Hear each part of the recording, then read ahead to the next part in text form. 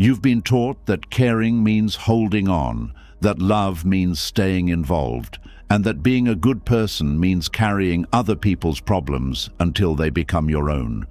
But if that were true, why does caring sometimes leave you exhausted?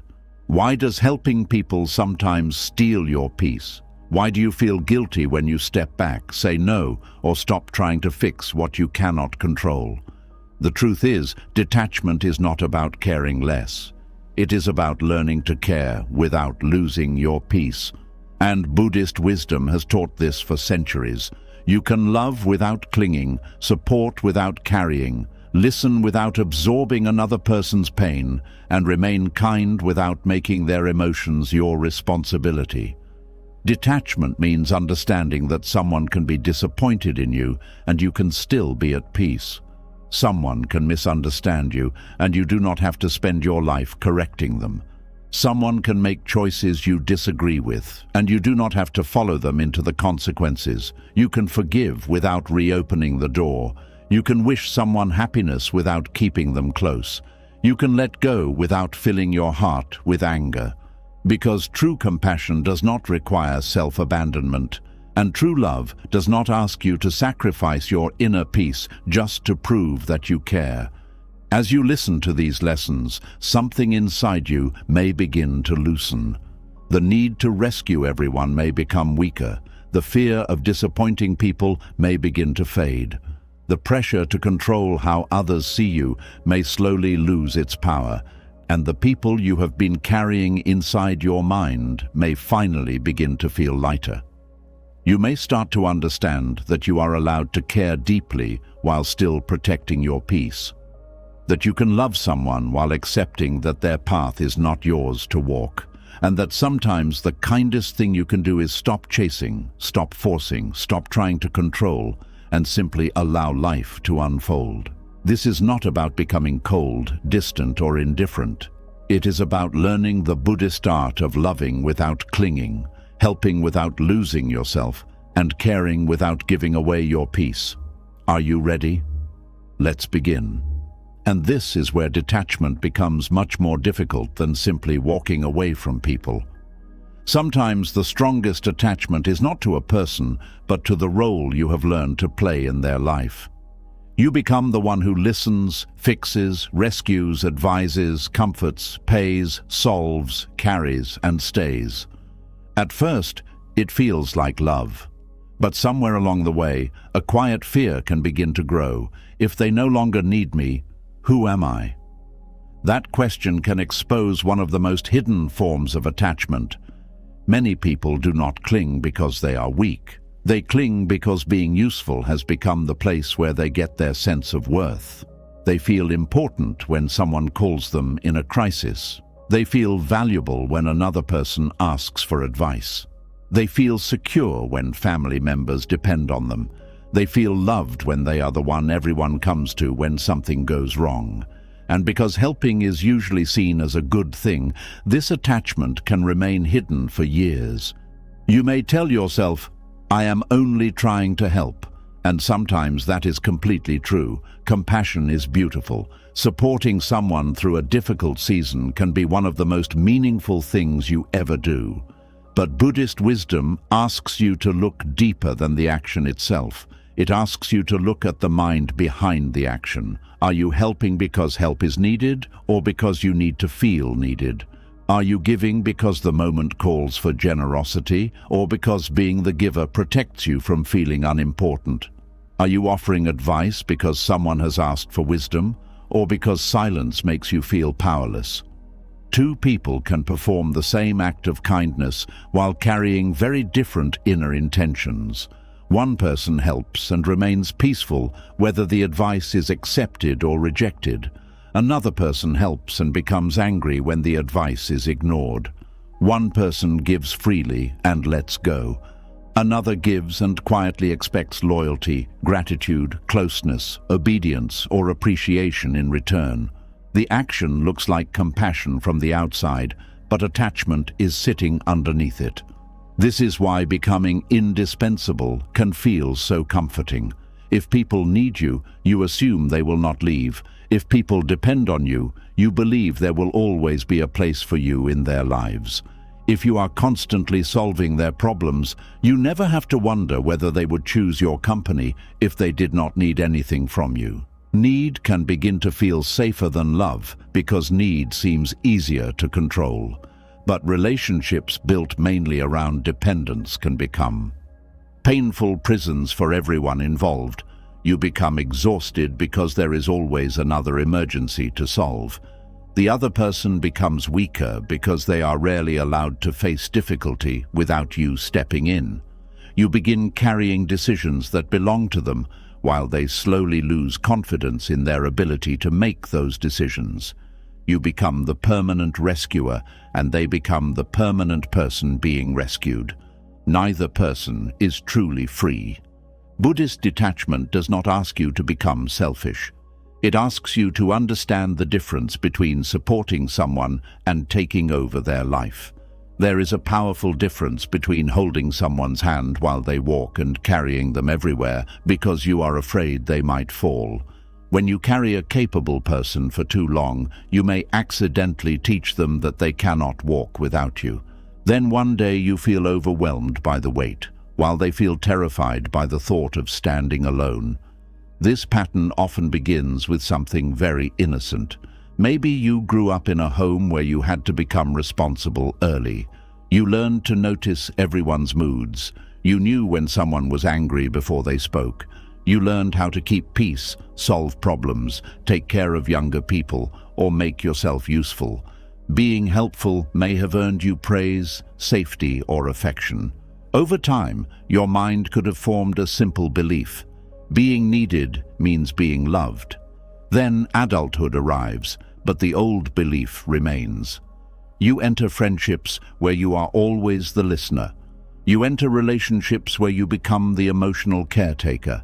You become the family member who handles every problem. People call you because they know you will answer. They ask you because they know you will take responsibility. You may even become proud of being the strong one. Yet being strong is not the same as being endlessly available. The moment you stop rescuing, guilt may appear. Someone tells you, "You have changed." Another person becomes disappointed. Someone may accuse you of being uncaring simply because you have stopped doing what they became comfortable receiving from you. And this can shake you deeply because your mind has connected kindness with availability. You may start asking yourself, "Am I becoming a bad person?" This is where Buddhist wisdom becomes important. Compassion is not measured by how exhausted you are. Love is not measured by how many burdens you carry. Kindness is not proven by how often you abandon yourself. The Buddha's path repeatedly points toward wisdom together with compassion. Compassion without wisdom can become blind involvement. You see someone suffering and immediately rush to remove every discomfort, even when that discomfort may contain a lesson they need to learn. Wisdom allows you to ask a different question. What kind of help truly reduces suffering in the long term? Sometimes giving someone money is helpful. Sometimes giving money repeatedly prevents them from facing a destructive habit. Sometimes solving a problem is kind. Sometimes refusing to solve it forces someone to discover their own strength. Sometimes offering advice is useful. Sometimes remaining quiet allows another person to finally listen to themselves. The wise response is not always the most comfortable response.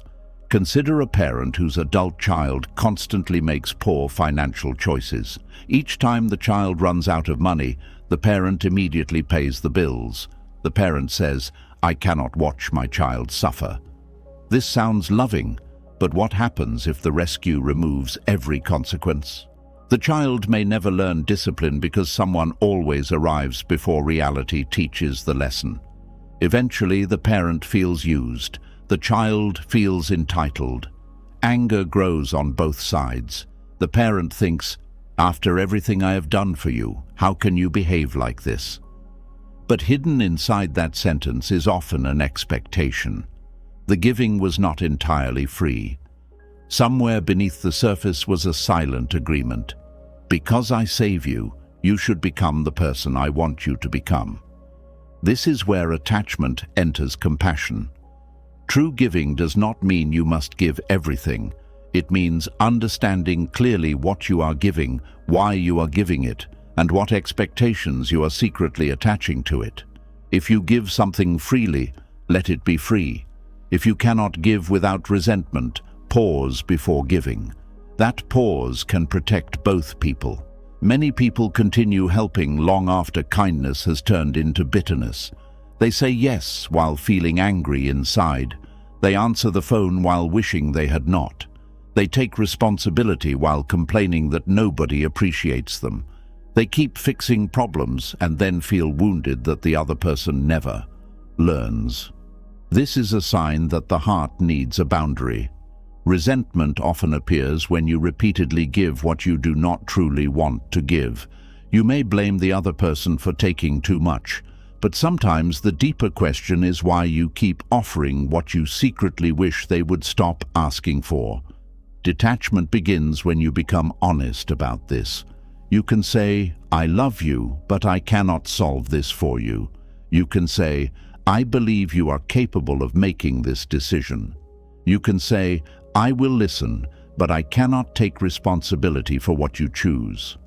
These words may feel uncomfortable at first because you are changing an old role. The person who depended on you may resist. They may call you selfish because your new boundary feels like loss to them. But another person's discomfort does not automatically mean you have done something wrong. Sometimes discomfort is simply what happens when a pattern changes. Think about how people react when a table they have leaned on for years suddenly moves. They stumble, not because the table was cruel, but because they became accustomed to putting their weight on it. In the same way, when you stop carrying responsibilities that were never truly yours, others may initially feel unstable. Your job is not to immediately become the table again. Give them the opportunity to find their own balance. This may be one of the hardest things for deeply caring people to practice. Watching someone struggle can feel unbearable. You know the answer. You know what they should do. You can see the mistake before they make it. Every part of you wants to step in. But ask yourself something important. Who gave you ownership of their journey? Every human being has causes and consequences to experience. Every person must learn through choices, disappointment, effort, failure, insight, and change. You cannot transfer your wisdom directly into another person simply because you love them. You can warn someone about fire, but you cannot make them respect heat. You can explain the road, but you cannot walk it for them. You can share what you have learned, but you cannot force understanding to arrive before someone is ready. Trying to do so can become another kind of control. Control does not always look aggressive. Sometimes it wears the clothing of concern. You say, "I just want what is best for you." But underneath that sentence may be, "I need you to choose what I believe is best." You say, "I am only worried." But beneath the worry may be, "Your choices are disturbing my peace, so I need you to change." This does not make you a bad person. It simply means you are human, and the mind often disguises attachment as care. Buddhist practice invites observation without self-condemnation. Instead of attacking yourself, notice what is happening. Notice what you feel when someone does not take your advice. Notice whether irritation appears. Notice whether you feel rejected. Notice whether you immediately start explaining your advice again. Notice whether you begin thinking, "After all I have done, they still will not listen." That reaction can reveal something important. Perhaps the advice was carrying more than wisdom. Perhaps it was carrying your identity. When you see this clearly, something begins to soften. You realize that advice is an offering, not a command. You can place wisdom in front of someone and allow them to decide whether they are ready to use it. A flower does not chase someone down the road demanding to be smelled. it simply opens. Wisdom can be offered in the same way. If the person receives it, good. If they ignore it, that is their path. Your peace does not have to disappear because someone else chose differently. The hidden attachment to being needed also appears in emotional relationships. Some people become the permanent therapist of everyone around them. Friends call them only when life is falling apart. Family members unload every fear onto them. Partners expect them to absorb every frustration. At first, being trusted feels meaningful, but emotional support becomes unhealthy when one person becomes responsible for regulating everyone else. You begin monitoring moods. Is she upset? Why is he quiet? Did I say something wrong? What can I do to make them feel better? Soon, another person's emotional state becomes the weather inside your own mind. If they are peaceful, you relax. If they are angry, you become anxious. If they are disappointed, you feel guilty. If they are struggling, you cannot rest. This is not peace. It is emotional dependence disguised as responsibility. Compassion allows you to sit beside another person's sadness without believing you must remove it. Someone can cry while you remain grounded. Someone can feel confused while you resist the urge to give an immediate answer.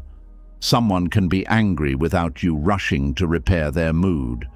Sometimes the most respectful thing you can offer is your calm presence.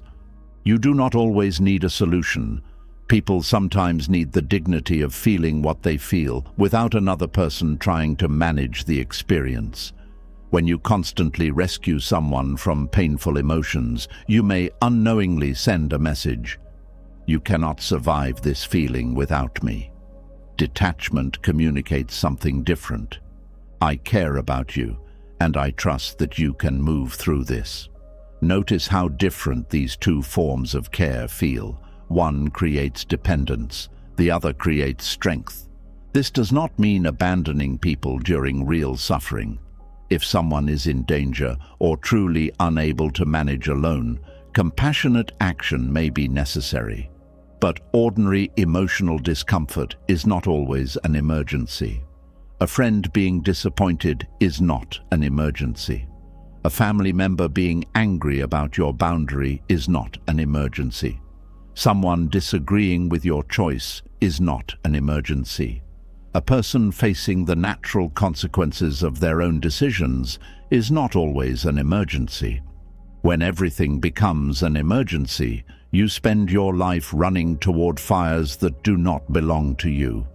Eventually, you may discover that while you were busy saving everyone else, you neglected your own mind. You stopped resting. You stopped asking what you needed. You stopped hearing your own feelings because everyone else's feelings were louder. This is one of the hidden costs of being the person everyone needs. You become so skilled at looking outward that looking inward begins to feel strange. You may not even know what you enjoy when nobody needs anything from you. A quiet weekend arrives, and instead of feeling peaceful, you feel restless. Nobody calls, and you wonder whether something is wrong. Nobody asks for help, and you strangely feel unimportant. This reveals how deeply identity can become tied to usefulness. Buddhist detachment asks you to discover a worth that does not depend on being necessary. You are not valuable only when you are solving a problem. You are not worthy only when someone needs advice. You do not have to earn your place in another person's life by constantly sacrificing yourself. There is a difference between being loved and being useful. Sometimes people will appreciate what you do more than they appreciate who you are. Learning to see that difference can hurt, but it can also free you. Try stepping back occasionally. Do not disappear. Do not punish anyone. Simply stop automatically taking over. When someone describes a problem, ask, "What do you think you should do?" That simple question changes the relationship. Instead of becoming the person with every answer, you become someone who helps them hear their own wisdom. If they ask you to handle something they can handle themselves, allow them to try. If they struggle, resist the urge to immediately take the task back. Let them learn. This can feel almost cruel when you are used to rescuing, but growth often requires room.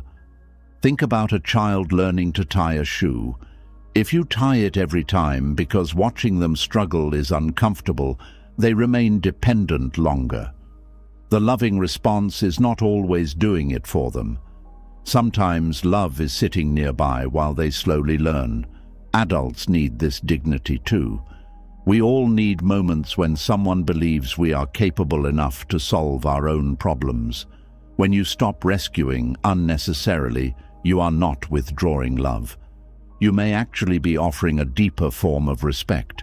You are saying, "I do not need you to depend on me in order to feel close to you." That is freedom. The relationship can then become a meeting between two people rather than an arrangement between a rescuer and someone who must always be rescued. You may also discover that some relationships change when you stop overgiving. This can be painful. People who loved your endless availability may not enjoy your boundaries. People who praised your kindness may become less interested when kindness no longer means unlimited access. People who called you constantly may become quiet once you stop solving everything. Let this teach you.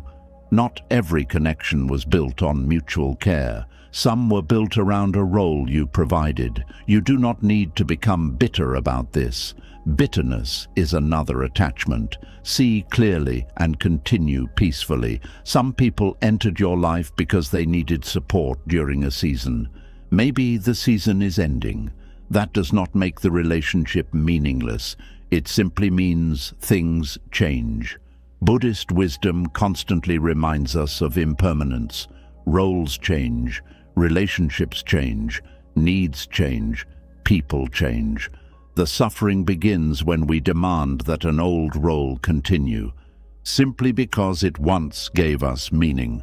You may have been someone's protector once. You may have been the person they called every night. You may have been essential during a difficult year, but life moves. If they become stronger and need you less, celebrate that. Do not secretly create new ways to remain necessary.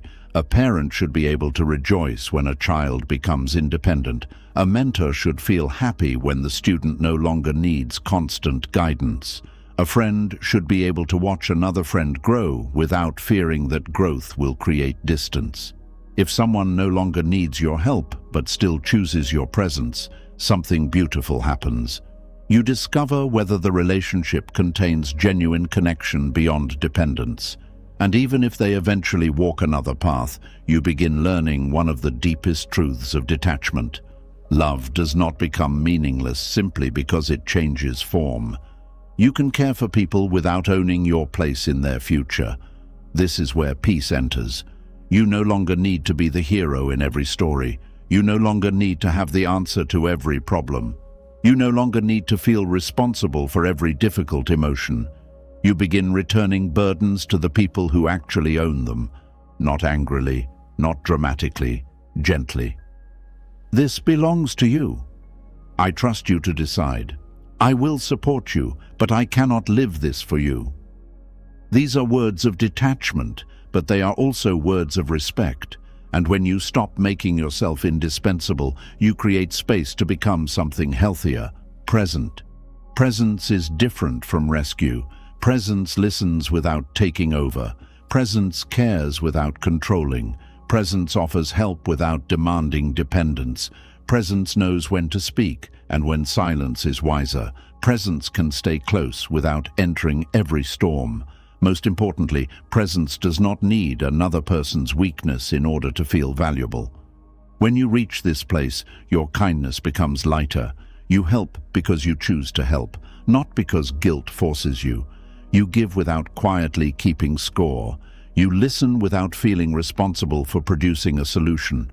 You can say no without spending the entire night punishing yourself. You can watch someone learn through difficulty without assuming their struggle proves you failed them. This is compassionate detachment. It is not the closing of the heart. It is removing the chains around the heart. A detached heart can love deeply because it is not constantly bargaining. It does not say, "I will care for you so you will always need me." It says, "I care for you and I also want you to become free." It does not say, "I must solve your problems so I can feel valuable." It says, "I know my value even when I am not solving anything." It does not say, "Your pain must disappear before I can be peaceful." It says, "I can sit beside your pain without losing myself inside it." There may still be moments when old habits return. Someone calls with a problem and your mind immediately begins planning their rescue. A loved one makes a mistake and you feel the urge to control the outcome. Someone becomes disappointed with you and guilt pulls you toward an old pattern. When this happens, do not judge yourself. Pause, notice the urge, take a breath. Ask yourself, is my help truly needed or am I afraid of not being needed? That question can change everything because sometimes what another person needs most is not your solution. They need your faith in their ability to find one. And sometimes what you need most is to discover that you can still be loving, meaningful, and worthy even when nobody is asking you to save them. There is a peaceful life waiting beyond the need to be indispensable. In that life, you still care, you still help, you still show up when it matters, but you no longer carry everyone home on your back. You walk beside them, and if their road turns in another direction, you bless their journey and continue walking your own. That is not abandonment. That is not coldness. That is not selfishness. That is the beginning of a love spacious enough for two people to breathe. And once you stop believing that love requires you to become responsible for another person's life, a deeper form of attachment begins to reveal itself. You may no longer be fixing every problem, yet you can still find yourself feeling everything they feel. Their fear becomes your fear. Their anger enters your body. Their anxiety follows you into the night. Their sadness becomes a weight you carry long after the conversation ends. You may call this empathy, loyalty, or love, but Buddhist wisdom asks a difficult question. If another person is drowning emotionally, does loving them require you to drown beside them? This is where many caring people lose their peace without realizing what is happening. They believe that if they remain calm while someone they love is suffering, they must not care enough. So they enter the storm with them. They worry because the other person worries. They become angry because the other person is angry. They lose sleep because someone else cannot sleep.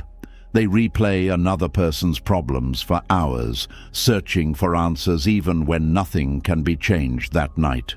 Slowly, compassion turns into emotional absorption. But compassion and emotional absorption are not the same thing. Compassion says, "I see your pain, and I am here." Emotional absorption says, "Your pain must become my pain before my love is real." One brings presence. The other creates two suffering people where there was originally one. This difference may sound small, but it can completely change the way you love. Suppose someone you care about comes to you overwhelmed by fear. Their mind is racing. They are imagining everything that might go wrong. Their voice becomes tense, their breathing becomes shallow, and every sentence seems to carry another disaster. If you immediately enter the same emotional state, you are no longer standing beside their fear. You have joined it. Now both of you are afraid, and when two frightened minds begin feeding each other, fear often grows. One person says, "What if everything goes wrong?" The other replies, "Yes, I was thinking the same thing." Then another possibility appears. And what if this happens too? Soon the conversation is no longer helping anyone see clearly. It has become a place where anxiety multiplies itself. Compassion behaves differently. Compassion listens without adding fuel. It does not dismiss the fear. It does not say, "Stop worrying," as though fear can be switched off by command. It recognizes the pain while remaining steady enough to offer a different emotional atmosphere. "I can see why this is frightening you. Let us deal with what is actually happening right now. You do not have to solve everything tonight. These words come from a mind that has not entered the storm. And sometimes that calm mind is far more helpful than 100 anxious suggestions.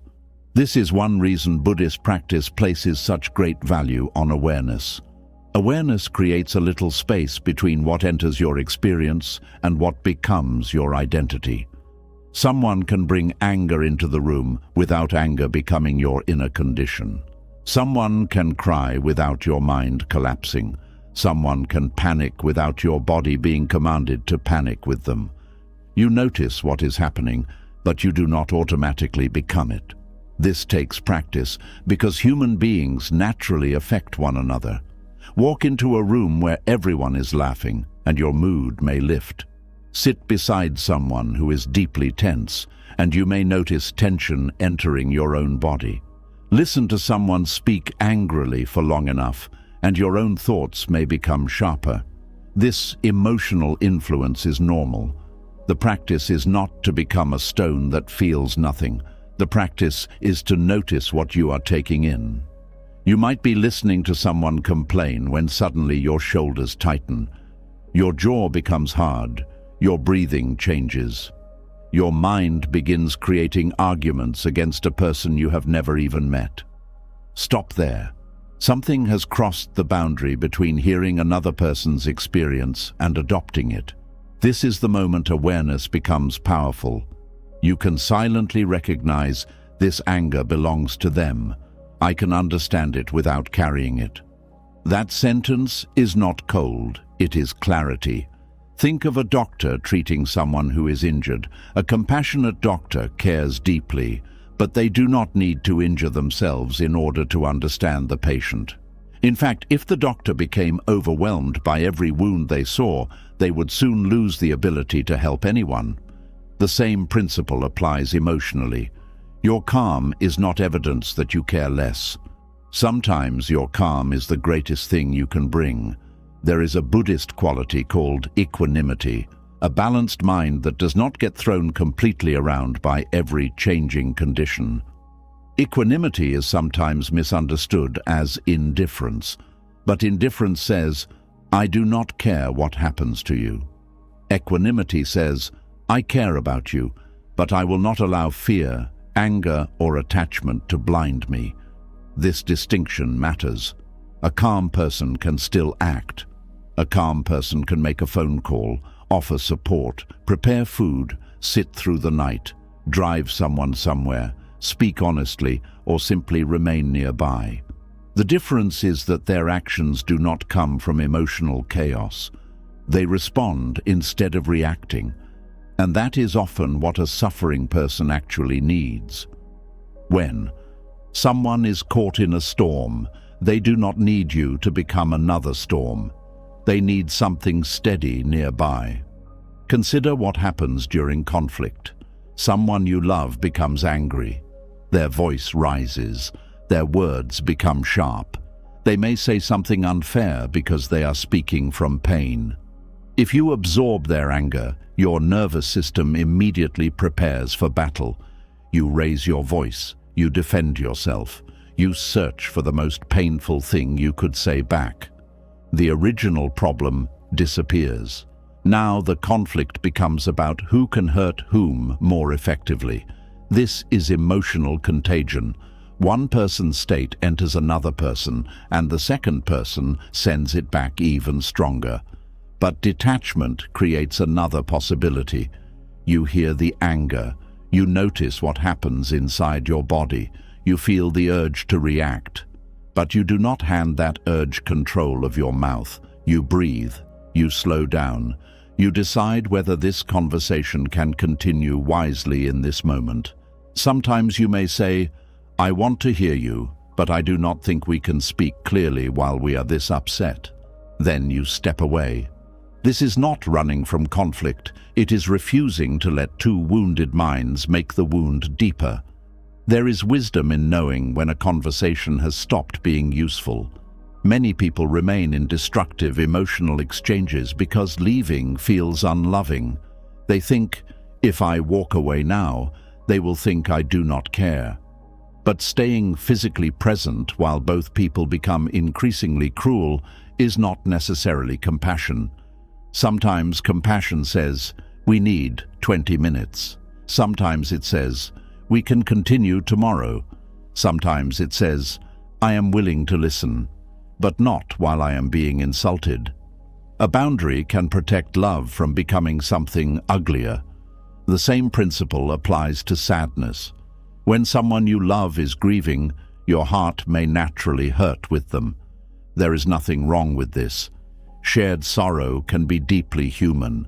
But there is a difference between being touched by someone's grief and becoming consumed by it.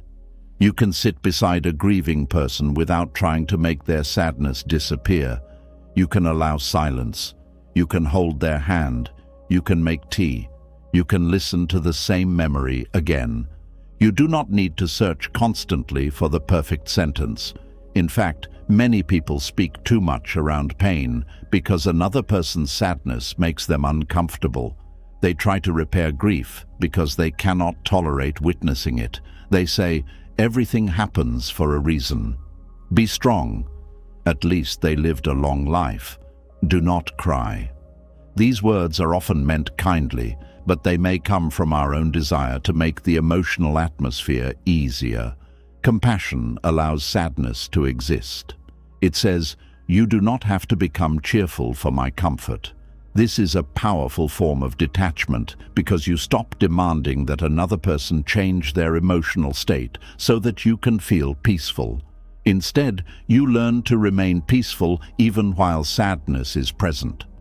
This is not happiness in the ordinary sense. It is something deeper. It is the peace of not fighting reality. Buddhist wisdom teaches that painful feelings arise and pass. Fear arises, sadness arises, anger arises, anxiety arises. None of them remain forever in exactly the same form. But when we cling to them, resist them, feed them, or build stories around them, they can remain far longer than necessary. This is why absorbing another person's emotions can be dangerous. You may continue carrying an emotion even after they have released it. Someone calls you upset about an argument. For an hour, they tell you everything that happened. You become furious on their behalf. Then they speak to the person the next morning, forgive each other, and continue with life. But you are still angry. Now you are carrying a burden that even the original owner has put down. This happens often in families and friendships. You remember what someone did to your sister long after your sister has moved forward. You hate someone because your friend once hated them, even though your friend no longer does. You carry a parent's bitterness toward another relative for decades. You inherit conflicts that were never yours. Emotional absorption can make you loyal to pain long after loyalty to pain serves anyone. Detachment asks you to return to your own mind. Ask yourself, what do I actually feel? Not what your partner feels, not what your child feels, not what your friend thinks you should feel. What is happening inside you? Sometimes you may discover that you were calm until someone told you that you should be angry. Sometimes you were hopeful until another person gave you their fear. Sometimes you had already forgiven someone until your family reminded you why you should remain bitter. A peaceful life requires knowing which emotions genuinely arise from your own experience and which emotions you have borrowed from the people around you. Borrowed emotions can be heavy, and because they feel real inside the body, you may never question where they came from. This is why a simple pause after difficult conversations can be valuable. Do not immediately carry the conversation into your next hour. Sit quietly for a moment.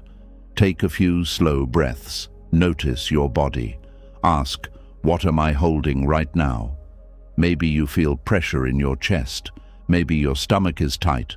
Maybe your mind is replaying another person's words. Instead of continuing the story, return to the body.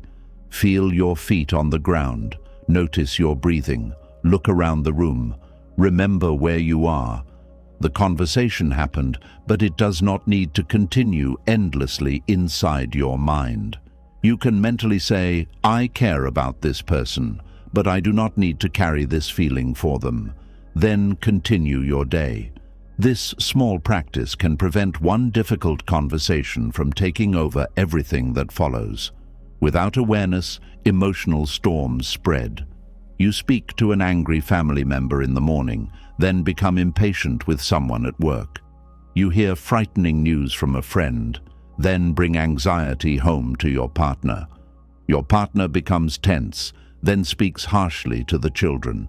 One person's unobserved emotion can travel through many lives. Peace can travel too.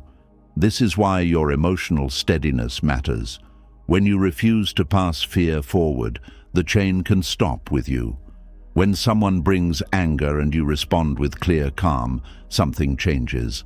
When someone brings panic and you refuse to create more panic, something changes. You may not completely transform their state, but you have prevented their suffering from multiplying through you. This is compassion with wisdom. There is also another reason people absorb emotions. They fear that boundaries will create distance. If a partner is anxious, you may believe you should remain available for every anxious thought. If a friend is heartbroken, you may answer every call at every hour. If a family member is angry, you may let them speak endlessly because you do not want them to feel abandoned. But there is a difference between offering support and offering unlimited emotional access. You have a nervous system too. You need sleep too. You need quiet too. You need moments when your mind is not processing someone else's life. Protecting these needs does not erase compassion. You might say, I want to keep talking, but I need to rest now. Can we continue tomorrow? Or, I have heard what happened and I think we are repeating the same fear. Let us pause. Or, I care about you, but I do not have the emotional energy for this conversation tonight. These statements can feel frightening when you are used to proving love through endless availability, but healthy love can survive a pause. In fact, relationships often become healthier when people know that support is real but not limitless. Otherwise, compassion can slowly turn into exhaustion, and exhaustion can quietly become resentment. Then you begin avoiding the person you once wanted to help. You see their name on your phone and feel tension. You know another emotional storm is coming. You answer because you feel guilty, not because you are truly present. Your words may remain kind, but your heart has already begun withdrawing. Boundaries introduced earlier could have prevented this. Detachment allows compassion to remain sustainable. You do not give everything in one moment and have nothing left tomorrow. You learn how to stay open without becoming emotionally flooded. This also means recognizing when someone is not actually seeking support, but repeatedly seeking a place to discharge emotion. There are conversations where a person wants to understand their situation. They listen, they reflect, they consider another perspective. Then there are conversations where the same anger is repeated again and again with no desire to move toward clarity. If you become a permanent container for this pattern, you may accidentally help the suffering continue. Compassion does not always mean listening indefinitely. Sometimes you can gently change the direction. What do you think you want to do next? What part of this can you control? Do you want me to listen, or would you like another perspective? These questions return responsibility to the person without rejecting their feelings. They also protect you from becoming trapped inside an endless cycle of emotional repetition. Buddhist wisdom does not teach us to deny emotion. It teaches us to see emotion clearly. Anger is anger, fear is fear, sadness is sadness. They are experiences moving through the mind and body. Problems begin when we turn them into identities. I am angry. I am afraid. I am broken. The feeling becomes the whole self. When someone you love is lost in this identification, you can quietly remember something they may have forgotten. The emotion is present, but the emotion is not the entire person. You do not have to tell them this like a lecture. Simply hold it in your own awareness. See the frightened person beneath the fear. See the wounded person beneath the anger. See the tired person beneath the irritation. This can change how you respond. Instead of fighting anger with anger, you begin hearing the pain underneath it. Instead of becoming frightened by another person's anxiety, you recognize a mind searching desperately for safety. This does not excuse harmful behavior. Understanding is not the same as permitting. You can understand that someone is speaking harshly because they are hurting and still refuse to accept the harshness. This is another place where compassion and detachment meet. You can see the wound without volunteering to become its target. You can understand someone's history without allowing their history to control your present. You can care about why they behave a certain way while still deciding what behavior you will remain around. A peaceful mind does not require becoming endlessly tolerant of chaos. Sometimes distance is the wisest form of compassion available. This is especially true when a relationship repeatedly pulls you into emotional states that take days to recover from. Notice patterns. After speaking with this person, do you regularly feel confused? Do you become guilty about things you did not do? Do you feel responsible for fixing their mood? Do you lose sleep replaying what they said? Does every crisis somehow become yours? You do not need to diagnose or condemn the person. Simply notice the effect. Buddhist awareness begins with seeing clearly. Once you see clearly, you can choose wisely. Maybe the conversation needs to be shorter. Maybe certain subjects need limits. Maybe you need more space between visits. Maybe you need to stop responding immediately to every message. Maybe you need to accept that you cannot be the emotional home for someone who refuses to build any stability within themselves. None of this means wishing them harm. You can care from a distance. You can hope they heal. You can wish them peace. You can refuse hatred while also refusing chaos. This is one of the beautiful things about loving kindness in Buddhist practice. Loving kindness is not possession. You can wish another person well without controlling how close they stand to you. May you be peaceful. May you be safe. May you become free from suffering. These wishes do not contain the sentence, and therefore I must absorb everything you feel. You can wish someone peace while protecting your own. There is no contradiction. In fact, preserving your peace may allow your compassion to become cleaner. When you are not drowning in another person's emotion, you can see them more clearly. You hear what they are actually saying instead of reacting to the intensity. You become less likely to give advice simply to make the uncomfortable feeling disappear. You become more patient. You become more thoughtful. You may discover that the person never needed you to fix anything. They needed someone who could remain present while they found their own way through the darkness. There is great strength in becoming that kind of presence. A person cries, and you are not frightened by the tears. A person admits fear, and you do not immediately offer false promises. You do not say, everything will definitely be fine, because you cannot know that. Instead, you offer something more honest. Whatever happens, we will deal with what is real when it arrives. That is stability. You do not promise control over life. You offer companionship within uncertainty. And sometimes that is much more comforting. Detachment also protects you from confusing love with emotional sameness. You and someone you love do not need to feel exactly the same way about everything. They may be devastated by something that does not affect you as deeply. You may remain calm about something that frightens them. You do not need to manufacture distress to prove that their feelings matter. Respecting someone's emotion means allowing it to be theirs. You can say, I understand that this is very painful for you, without pretending the same pain exists inside you. This honesty creates healthier connection than emotional performance. Because love is not measured by whether two people suffer equally. Love can be measured by whether one person has enough inner space to truly see the other. When your mind is completely absorbed in someone's storm, you stop seeing them clearly because you are now dealing with your own reaction.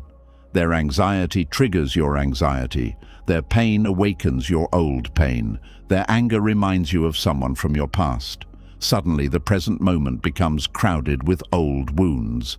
This is another reason awareness matters. Sometimes another person's emotion affects you so strongly because it touches something unfinished inside you. A loved one withdraws, and you become terrified because abandonment has always frightened you. Someone raises their voice, and your body freezes because anger was dangerous in your childhood. Someone becomes sad, and you feel desperate to cheer them up because sadness in your family was never allowed. Now you are not only responding to them, you are responding to your history. This realization can bring great freedom. Instead of thinking, they are making me feel this way, you begin asking, what has their emotion awakened inside me? That question returns you to your own practice. Perhaps there is fear inside you that needs compassion. Perhaps there is an old wound that needs attention. Perhaps your intense reaction is showing you something that has been waiting quietly for years. Detachment allows another person's storm to become a mirror rather than a command. You observe what appears, you learn, but you do not surrender your mind to it. Over time, this creates a different kind of strength. Not the strength of becoming hard, not the strength of refusing vulnerability. It is the strength of remaining open without being swept away. A tree in strong wind does not survive by becoming completely rigid. It survives because it is rooted. You need emotional roots too. Your roots can be your breath, your values, your awareness, your spiritual practice, your understanding that every feeling changes, your knowledge that another person's emotion is not automatically an instruction for your own mind. When the storm arrives, return to those roots. Listen, care, act if action is appropriate, but remain connected to yourself. The deeper you practice this, the more you realize that peace does not depend on everyone around you being peaceful. That realization is powerful. For years, you may have believed you could relax only when your family was doing well. You could be happy only when your partner was happy. You could sleep only when your child stopped struggling. You could enjoy your day only when everyone you loved was emotionally settled. But if your inner peace depends completely on the emotional condition of other people, peace will always remain fragile. Human beings change from hour to hour. Someone will always be worried about something. Someone will be disappointed. Someone will be angry. Someone will be confused. Someone will be going through a season you cannot repair. If you wait for every person you love to become peaceful before allowing yourself peace, you may wait your entire life. Buddhist detachment offers another way. Let peace become something you practice in the middle of uncertainty. You can have dinner while someone you love is working through a problem. You can sleep even though another person has not yet made their decision. You can laugh without feeling guilty because someone else is sad. You can enjoy a beautiful morning while still knowing that someone you care about is struggling. Your joy is not a betrayal of their pain. Your peace does not steal anything from them. In fact, your steadiness may become a quiet reminder that suffering does not have to consume every part of life. You can care and still breathe. You can love and still sleep. You can listen and still return to yourself. You can sit beside someone in darkness without putting out your own light. That is the heart of compassionate detachment. And when you begin living this way, you discover that peace is not created by escaping every emotional storm. It comes from learning which storms belong to you and which ones you can simply witness with kindness. You stop becoming frightened every time someone you love is frightened. You stop becoming furious every time someone brings anger to you. You stop treating another person's anxiety as a command to abandon your own center. You remain human. You still feel. Some moments will touch you deeply. Some tears will become your tears. Some losses will shake you. But even then, somewhere beneath the emotion, awareness remains. You remember that feelings move. You remember that you do not need to become every emotion that passes through the room. You remember that compassion is strongest when it has somewhere peaceful to stand. And this is where the lesson becomes even more personal. Once you stop absorbing another person's fear, anger, or anxiety, you may discover that the mind still has one more way of holding on. It starts watching their decisions. You begin wondering what they will choose, whether they will listen, whether they will make a mistake, whether they will ruin something important, or whether they will finally do what you believe is right. You may no longer be inside their emotional storm, but now you are standing outside it, trying to control where it moves. There is a strange kind of suffering that comes from knowing what someone should probably do and watching them choose something else. You can see the danger, you can see the pattern, you may even know exactly how the story is likely to end. And yet, no matter how clearly you see it, you cannot make another person choose wisely. This is where attachment becomes painful. You may call it concern, you may call it love. You may tell yourself, I am only trying to protect them. But if your peace depends on another person making the decision you want them to make, then your peace has quietly been placed inside their hands. Every choice they make becomes a threat to your inner world. If they choose well, you relax. If they choose badly, you become restless. If they ignore your advice, you feel rejected. If they repeat the same mistake, you become angry. If they suffer consequences, you suffer because you believe you should have prevented them. Slowly, another person's life begins controlling your mind. Buddhist detachment asks you to see something difficult but freeing. Another person's choices belong to them. You may influence, you may advise, you may warn, you may share what you have learned, but you cannot choose for them. This seems obvious when stated plainly, yet many people spend years fighting against it.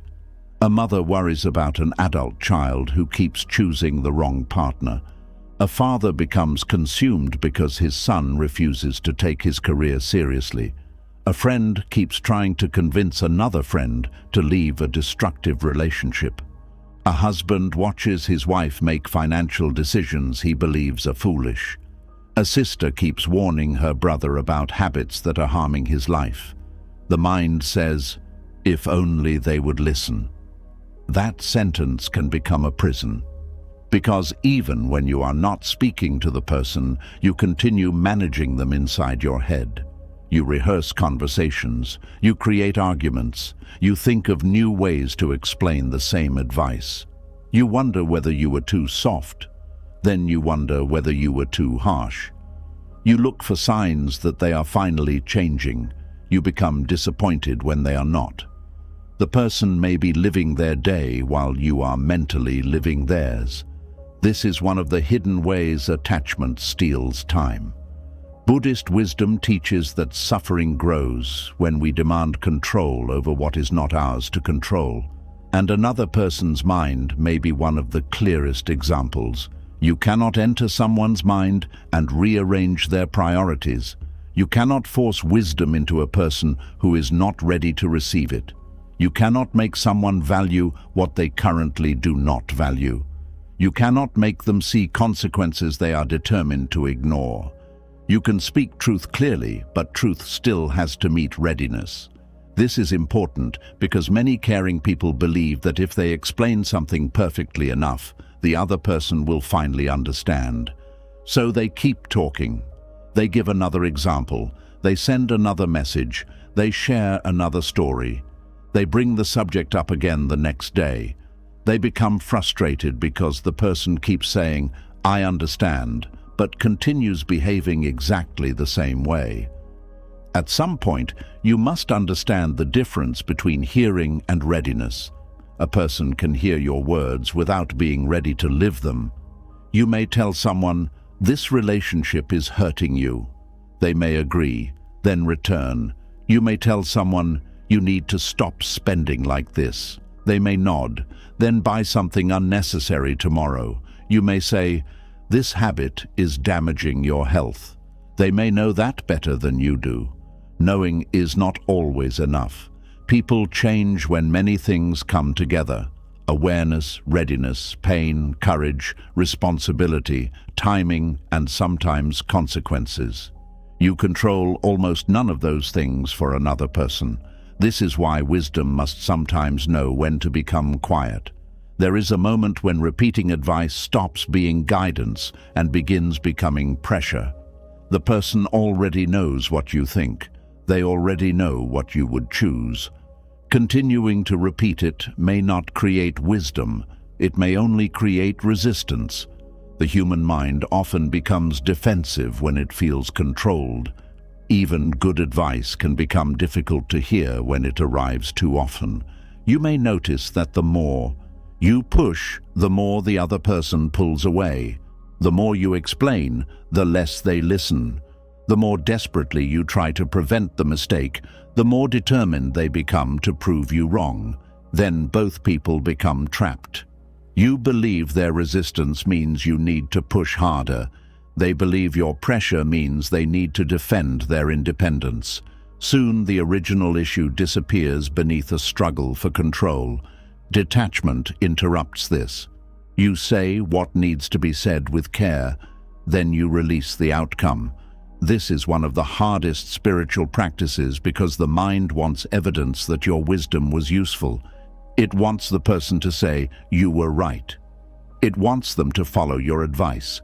It wants to see immediate improvement. But wisdom offered with attachment still contains a hidden demand. I have given you the answer, so now you should behave according to it. Detached wisdom is different. It says, I will share what I genuinely see. What you do with it belongs to you. There is freedom in that sentence, not only for the other person, for you too. You no longer have to monitor whether they obeyed. You no longer need to keep checking. You do not need to become emotionally responsible for every consequence. You return their life to them. This can feel frightening at first. You may think, but what if they make the wrong choice? They might. That is part of what makes detachment difficult. The goal is not to convince yourself that everything will work out perfectly. The goal is to accept that other people are allowed to make choices you would not make. They are allowed to misunderstand situations. They are allowed to trust the wrong person. They are allowed to take a path that looks foolish to you. They are allowed to change their mind. They are even allowed to repeat lessons until life teaches them what your words could not. This does not mean you approve.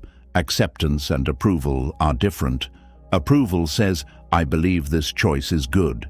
Acceptance says, this is the choice they are making, whether I like it or not. That distinction protects your peace. Without it, you may spend years arguing with reality. He should not be doing this. She should know better. They should have listened. Perhaps they should, but they did not. And reality does not change because you believe it should have been different. Buddhist practice continually brings us back to what is actually happening rather than what we demand should happen. This is where suffering begins to soften. You stop fighting the fact that another human being has a mind of their own. You begin seeing their choices as part of their path. Some choices will bring joy. Some will create pain. Some will lead to regret. Some will teach them in 1 month what your advice could not teach them in 10 years. Consequences are often powerful teachers because they speak directly through experience. You can tell someone that a stove is hot, but touching heat teaches something words cannot fully communicate. Life works like this too. A person may need to experience the loneliness created by pushing good people away. They may need to lose money before learning discipline. They may need to experience exhaustion before respecting their limits.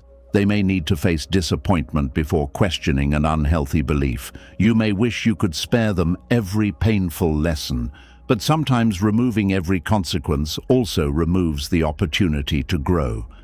This is why compassion must be careful not to become interference. There are moments when rescuing someone from the natural result of their choices only delays understanding. Suppose a person repeatedly makes irresponsible financial decisions. Each time they face difficulty, someone pays the debt.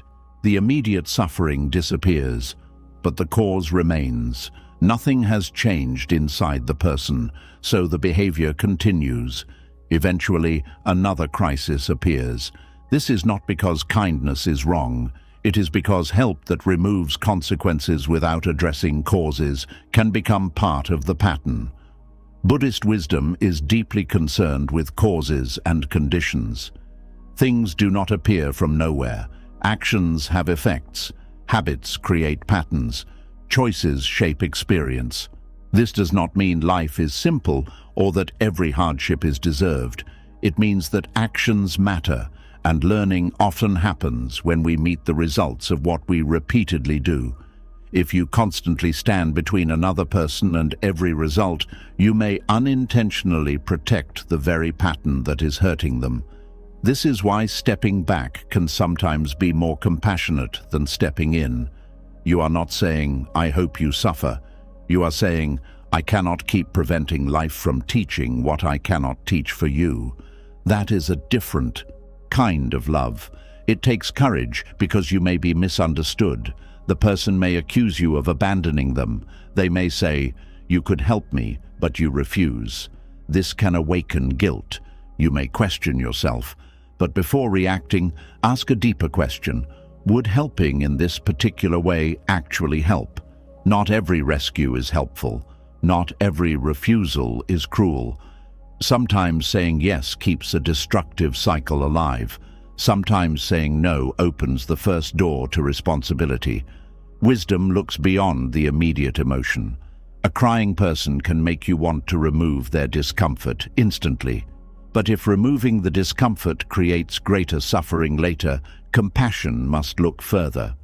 This does not mean becoming harsh. You can remain kind while refusing to manage someone's choices. You can say, "I care about you, but I cannot make this decision for you." You can say, "I have shared what I think. I trust you to decide." You can say, "I will be here to talk, but I cannot keep solving this every time it happens." These words return dignity to the other person, because constantly managing someone's choices carries a hidden message. I do not trust you to run your own life. Even when you believe this is true, repeatedly treating an adult like someone incapable of deciding can weaken the relationship. People need room to exercise judgment. They need room to be wrong. They need room to recover from being wrong. They need room to discover who they are without someone constantly correcting every move. You probably needed the same freedom.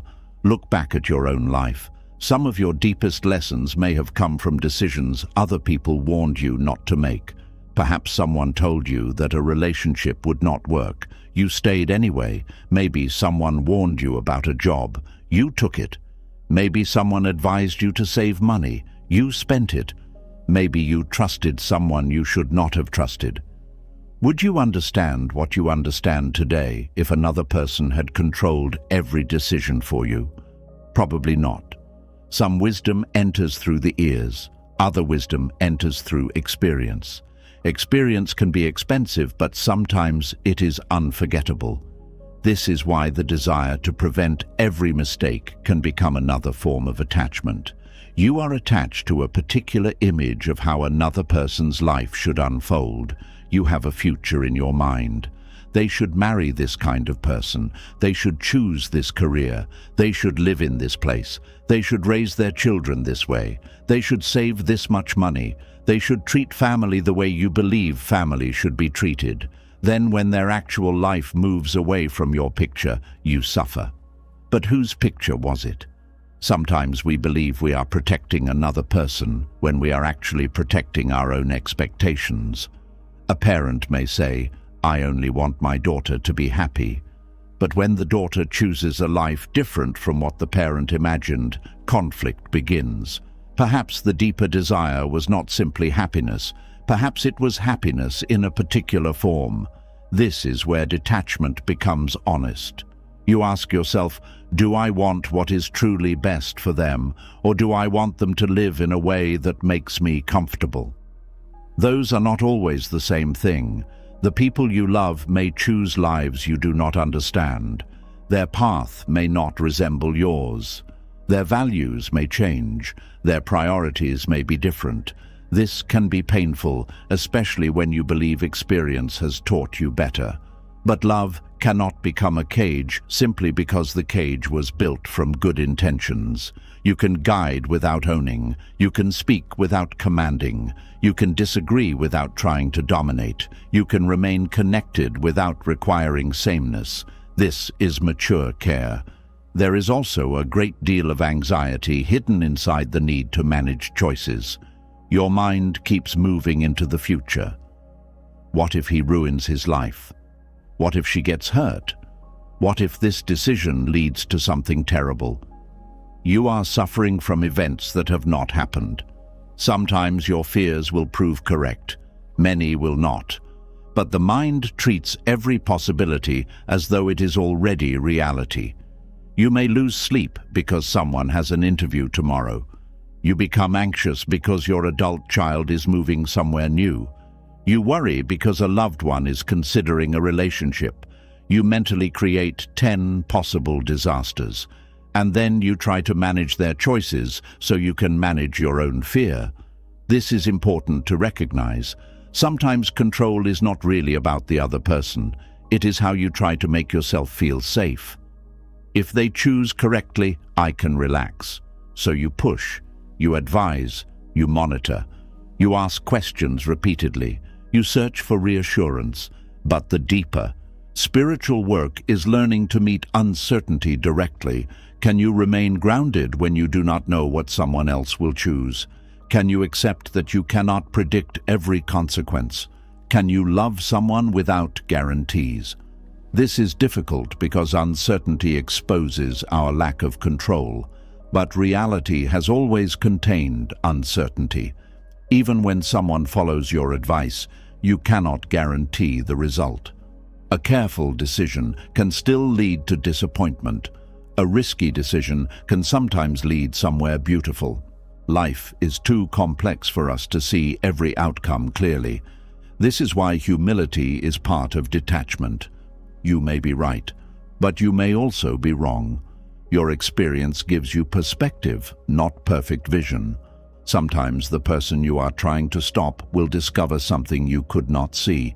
Sometimes the path that looks like a mistake will redirect their entire life in a meaningful way. Sometimes the safe option you recommend would have kept them trapped. You do not know everything, neither do they. Acknowledging this softens the need to control. You can still speak strongly when something truly concerns you. Detachment is not silence in the face of danger. If someone is about to make a serious decision and you have relevant wisdom, say what needs to be said. But say it clearly once, rather than trying to force agreement through endless repetition. Ask permission when possible. Would you like to hear what I think? That question changes the energy completely. It respects the other person's autonomy. If they say yes, speak honestly. If they say no, accept that they may not be ready. Not every truth must be delivered at the exact moment you want to deliver it. Timing matters. A person who feels attacked rarely hears wisdom clearly. Sometimes silence keeps the relationship open until a better moment arrives, and sometimes the person will return later. They may say, "You were trying to tell me something and I was not ready." When that moment comes, resist the temptation to say, "I told you so." Those words often serve the ego more than the other person. They turn someone's painful lesson into evidence of your superiority. Instead, meet them where they are now. If the lesson has already been learned through experience, they do not need humiliation added to it. They may need compassion. They may need help understanding what happened. They may need encouragement to begin again. This is another form of detached wisdom, allowing someone to return from a bad choice without making them pay emotional rent for ignoring you. You were right, fine. Does proving that matter more than helping them move forward? The ego loves being correct. Compassion cares more about what happens next. There is a peaceful strength in being able to say, "I am sorry you went through that. What do you think you learned?"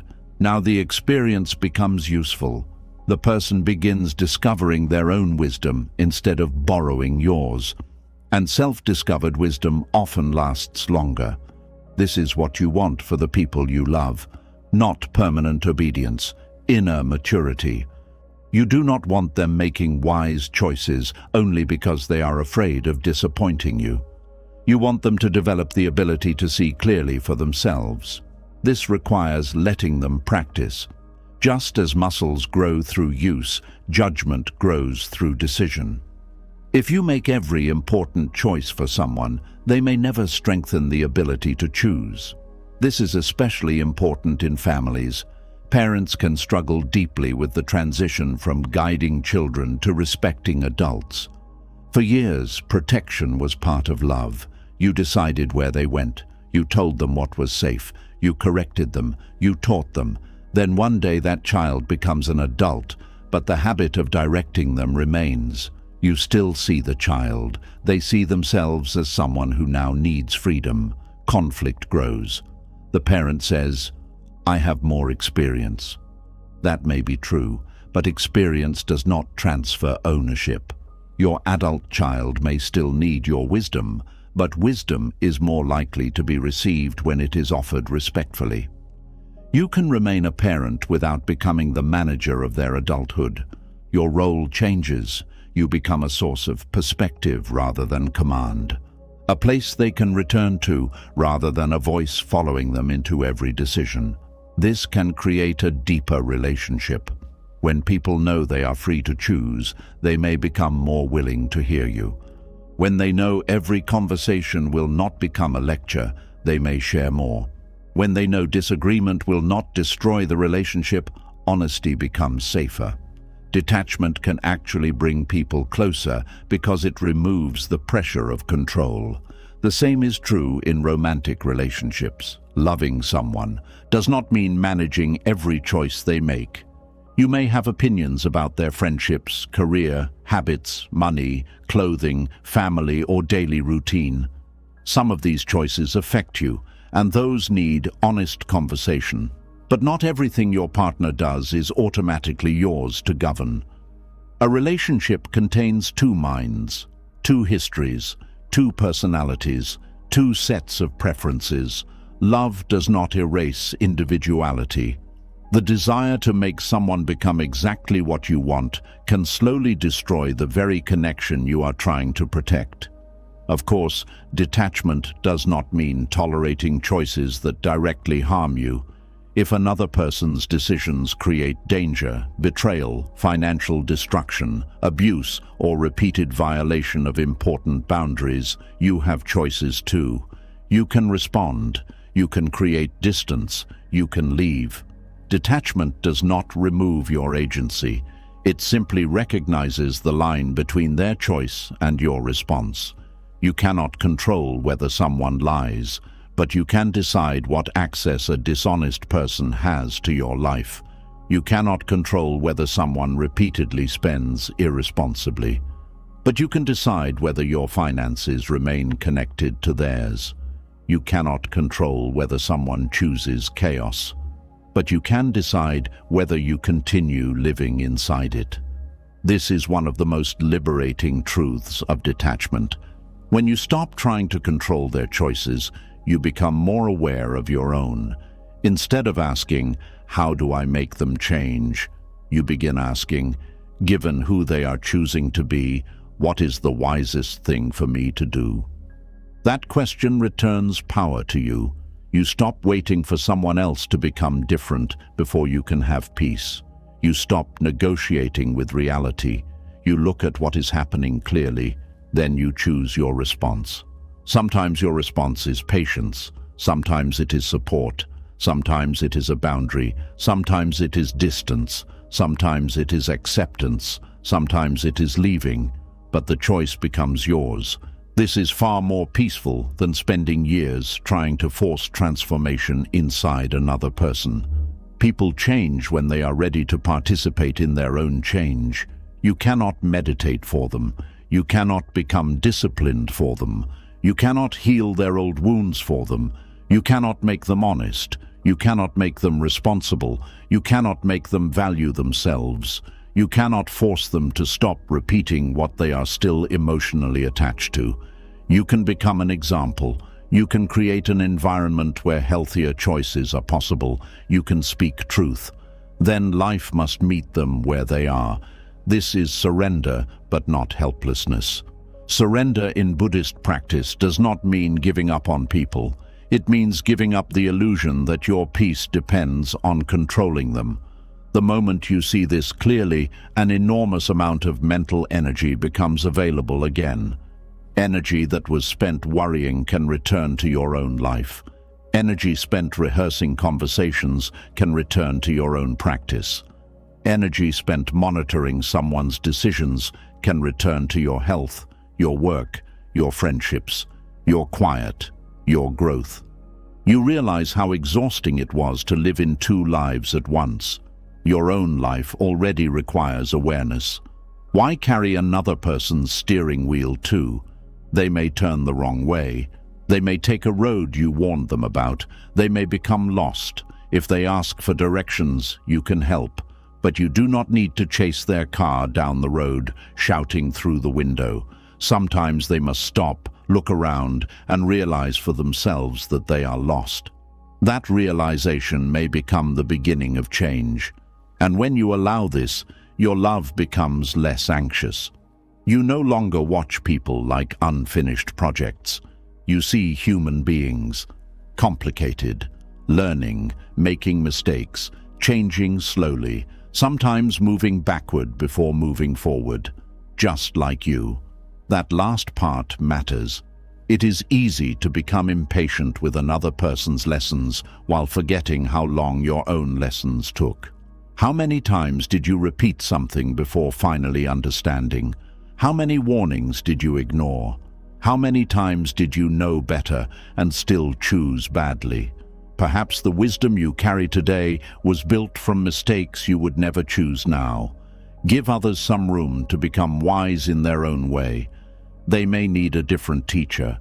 Sometimes that teacher is time, sometimes disappointment, sometimes loneliness, sometimes consequences. Sometimes success itself reveals that the thing they chased was not what they truly wanted. Life has many classrooms. You are not required to be the teacher in every one.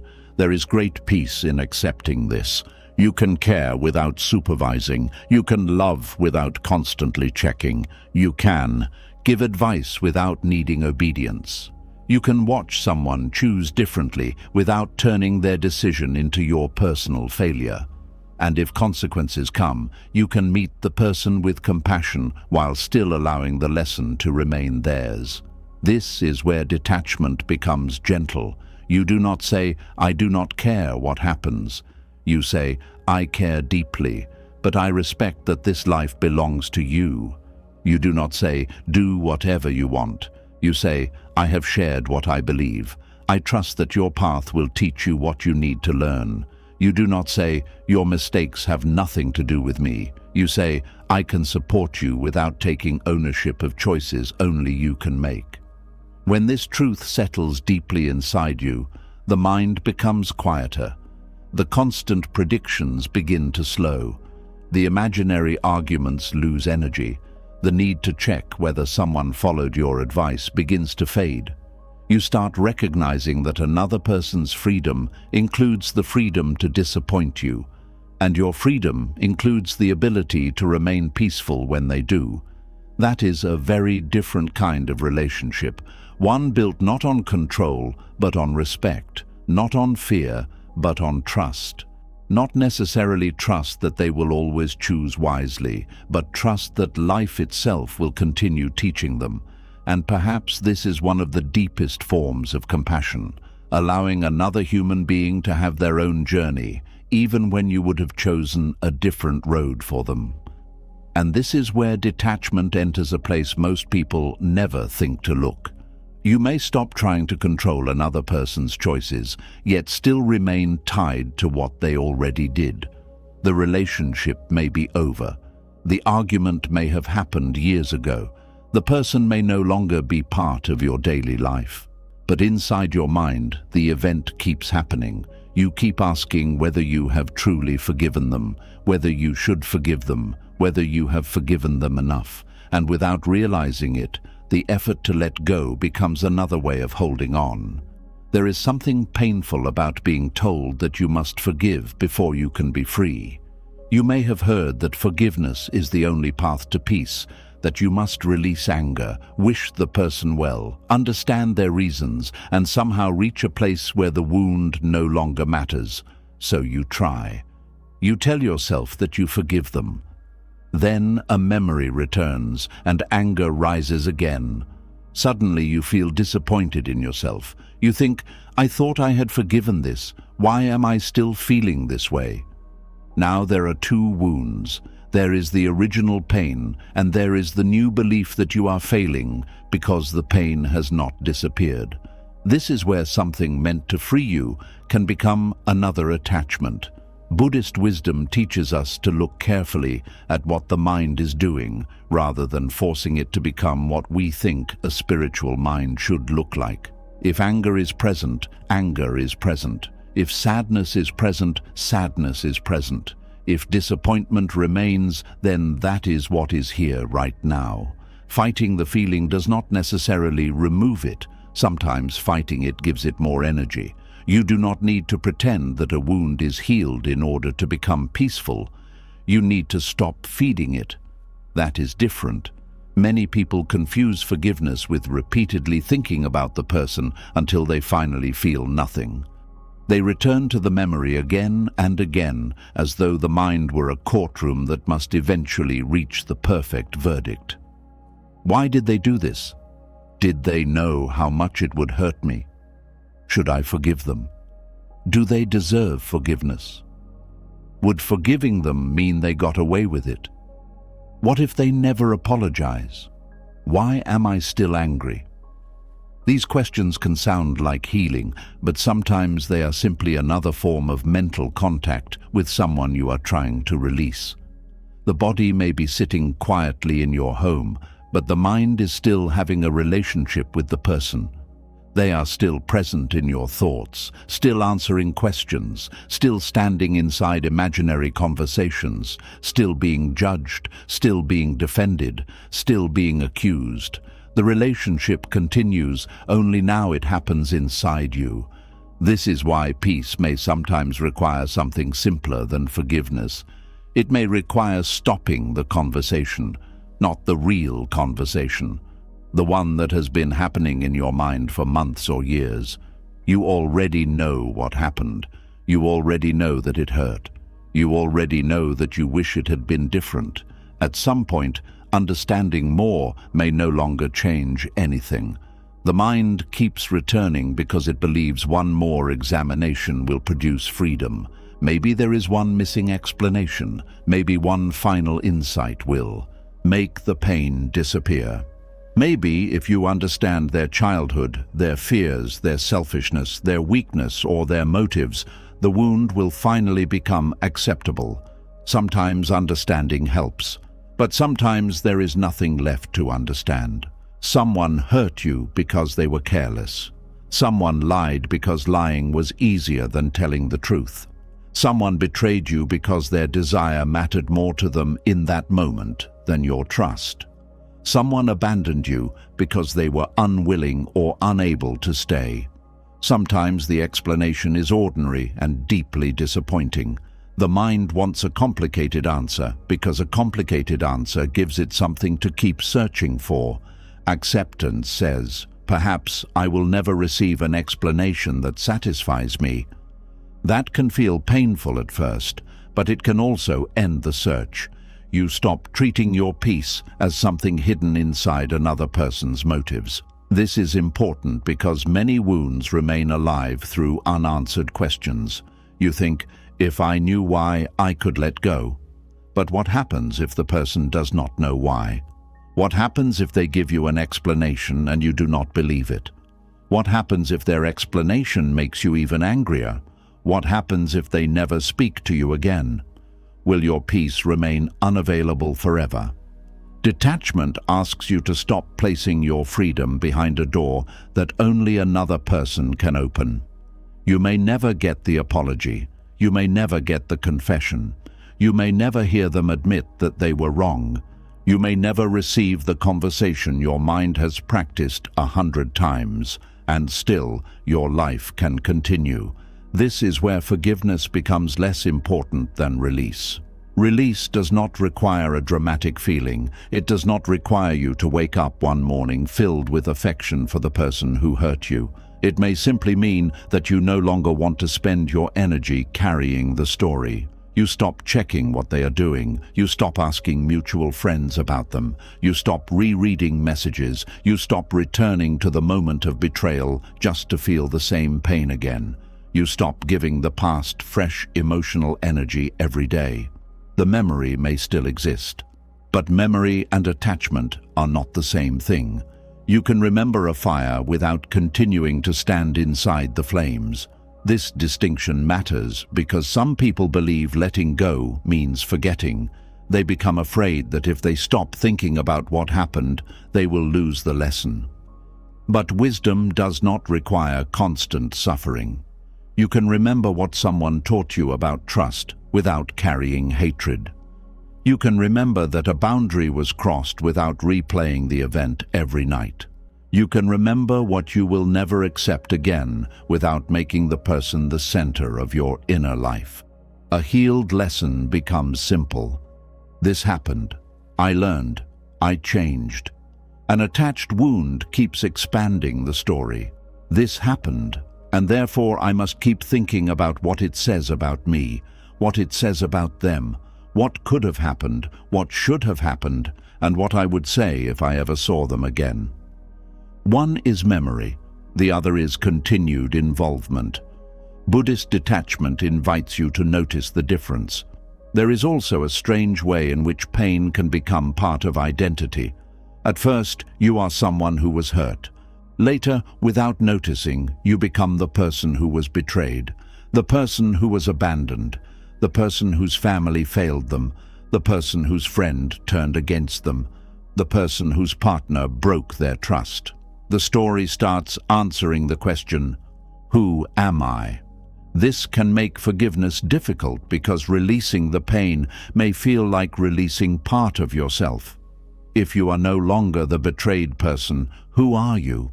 If you stop telling the story, what fills the silence?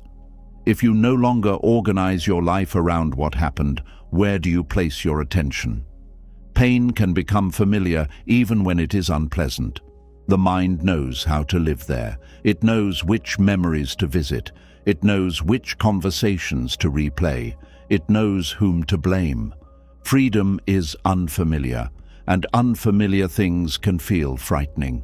This is why people sometimes return to wounds they genuinely want to leave behind, not because they enjoy suffering, but because the suffering has become known territory. Buddhist practice asks us to loosen the identity around experience. Something painful happened to you, but it is not all that you are. You were betrayed, but betrayal is not your entire identity.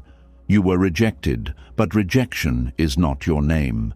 You were mistreated, but the person who mistreated you does not get to define the rest of your inner life. The event belongs to your history. It does not need to become your permanent home. This is one reason forced forgiveness can keep attachment alive. Every time you ask, "Have I forgiven them yet?" you place them back at the center. Try asking a different question. How much space does this need to occupy in my life today? That question changes everything. Maybe the answer is very little. Maybe nothing new needs to be done. Maybe you do not need another conversation, another explanation, another spiritual exercise, another analysis of their personality. Maybe today requires breakfast, work, sunlight, a walk, a conversation with someone kind, a few quiet breaths, and attention to the life that is actually happening now. Sometimes healing becomes complicated because the mind is addicted to making it complicated. It keeps searching for a final emotional achievement called forgiveness. But peace is often quieter.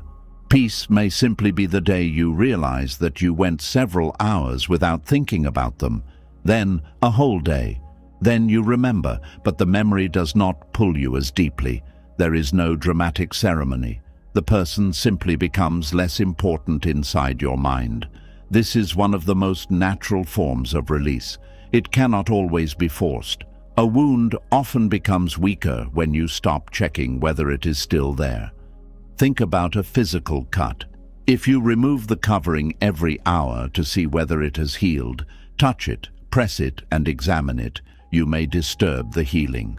The mind can do something similar. You wake up and test yourself. Am I still angry? Then you search for the memory. The anger appears. You conclude that you are not healed, but perhaps the anger appeared because you deliberately returned to the wound.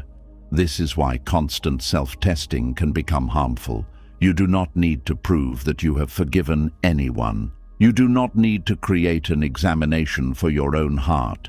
Let feelings fade at their own pace. Your work is not to force them out. Your work is to stop giving them unnecessary food. And one of the strongest foods for old pain is repetition. Every time you tell the story, the body may react again. Your voice changes, your muscles tighten, your heartbeat changes. Even though the event happened years ago, your nervous system may respond as though danger has returned. Sometimes telling the story is useful. Speaking to a trusted person can help you understand what happened, but there can come a point when retelling no longer brings clarity. It only recreates the emotional state. Notice what happens after you speak about the wound.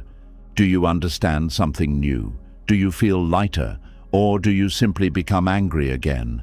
If the story produces the same suffering but no new understanding, perhaps it no longer needs to be told so often. Silence can sometimes be part of healing, not the silence of suppression, not pretending nothing happened. The silence of deciding that the event has already received enough of your attention. There is dignity in saying, even privately, I do not want to give this story another hour of my life today. That is detachment. And notice that this does not require forgiveness in the way people usually describe it. You do not have to decide that the person deserves anything. You do not need to decide that what they did was understandable. You do not have to make the event smaller than it was. You can simply stop carrying it everywhere. This is especially important when people use forgiveness to pressure someone back into a harmful relationship. You said you forgave me, so why do you not trust me? If you truly forgave me, you would let me come back. You cannot say you have forgiven me if you still have boundaries. These statements confuse forgiveness with access. They are not the same. You may release hatred and still keep the door closed. You may stop seeking revenge and still decide that someone is not safe for you. You may wish them no harm while refusing to rebuild the relationship. You may even forgive completely in your own heart and still understand that trust has been broken. Trust is not automatically restored because resentment has faded. Trust is built through behavior. If someone repeatedly breaks promises, forgiveness does not require pretending their promises are reliable. If someone betrays your confidence, forgiveness does not require giving them new secrets. If someone has shown that closeness with them damages your peace, forgiveness does not require returning to the same closeness. This matters because many kind people reopen doors too quickly in order to prove that they are spiritual. They think boundaries mean bitterness. They do not. You can have a boundary without hatred. You can have distance without revenge. You can say, I no longer want to punish you, but I also no longer want this relationship. That can be a complete sentence inside the heart. Buddhist compassion does not require foolishness. Compassion includes seeing suffering clearly, including your own. If remaining close to someone continually produces fear, confusion, manipulation, or emotional harm, stepping away may be part of wisdom. You do not need to hate a snake in order to stop holding it. You can respect what something is and behave accordingly. The same is true with people. Clarity does not need anger to survive. This is one of the signs that attachment is weakening. At first, anger may have helped you create distance. It may have given you strength to leave. It may have helped you say, enough. But anger does not have to become your permanent guard. Eventually, wisdom can stand where anger once stood. You no longer need to keep yourself furious in order to remember the lesson. You know what happened. You know your boundary. That is enough. Some people fear that if they release anger, they will become vulnerable again. They think, if I stop being angry, I might let them hurt me again. But awareness can protect you more effectively than resentment. Resentment keeps you connected to the person. Awareness simply remembers the pattern. One burns energy, the other preserves clarity. This is why detachment is not emotional weakness. It is the moment when you no longer need pain to keep you wise. You can learn the lesson without carrying the injury as proof. There is another hidden trap in forgiveness, trying to become morally superior to the person who hurt you. You tell yourself, I will forgive because I am the bigger person. On the surface, this sounds noble. But sometimes the ego has simply changed clothing. Instead of being attached to anger, you become attached to being the forgiving one. You imagine yourself as more mature, more spiritual, more compassionate. Now forgiveness has become another way of keeping the relationship alive. You still need the other person to occupy the role of the one who did wrong, so you can occupy the role of the one who rose above it. Real release needs neither role. There comes a point where you do not need to be better than them. You do not need them to be worse than you. You simply want peace. This is much quieter than moral victory. There is no audience, no speech, no need to announce that you have forgiven. The mind simply becomes less interested in continuing the battle, and this is often a healthier sign than any dramatic declaration. Sometimes you will know that you are healing because you no longer want them to suffer, not because you suddenly want them back in your life, not because you believe they are innocent. You simply stop spending energy imagining their punishment. At first, revenge fantasies may feel satisfying. You picture them regretting everything. You imagine them being betrayed in the same way. You hope one day they understand what they lost. These thoughts create temporary pleasure because they make the mind feel that balance will be restored. But notice the cost. Every fantasy still requires the person to remain in your mind. Even their future suffering becomes something you are waiting for. This means part of your life is still tied to theirs. Detachment says, their future is no longer my concern. That sentence contains enormous freedom, whether they succeed or fail, whether they regret it or not, whether they become a better person or continue exactly as they are, whether they ever understand what they did. You stop waiting, you return to your own life.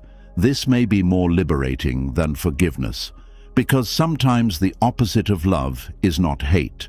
Love and hate can both keep someone at the center of your attention. True detachment may look more like neutrality. You hear their name and nothing dramatic happens.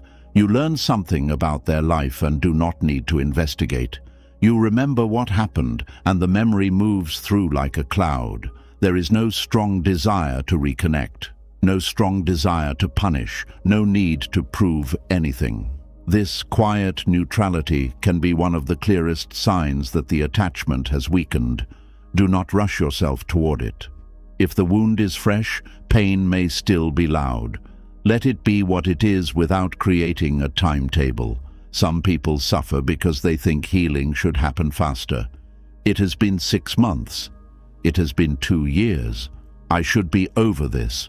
But the word should often creates unnecessary pressure. Different wounds move differently. The important question is not whether you still feel something. It is whether you continue deliberately building your life around the feeling. You can experience sadness without feeding sadness. You can experience anger without building an identity around anger. You can remember without returning. Feelings may visit. You do not have to prepare a permanent room for them. This is where mindfulness becomes useful. When an old memory appears, instead of entering the whole story, notice the immediate experience. There is anger. There is tightness in my chest. There is sadness. There is the thought that this was unfair. Then stop. You do not need to continue into the next 100 thoughts. You do not need to ask why they did it again. You do not need to imagine what you should have said. Return to the present. Your feet are here. Your breath is here. This room is here. The event is not happening now. This simple recognition can slowly teach the mind the difference between memory and present reality.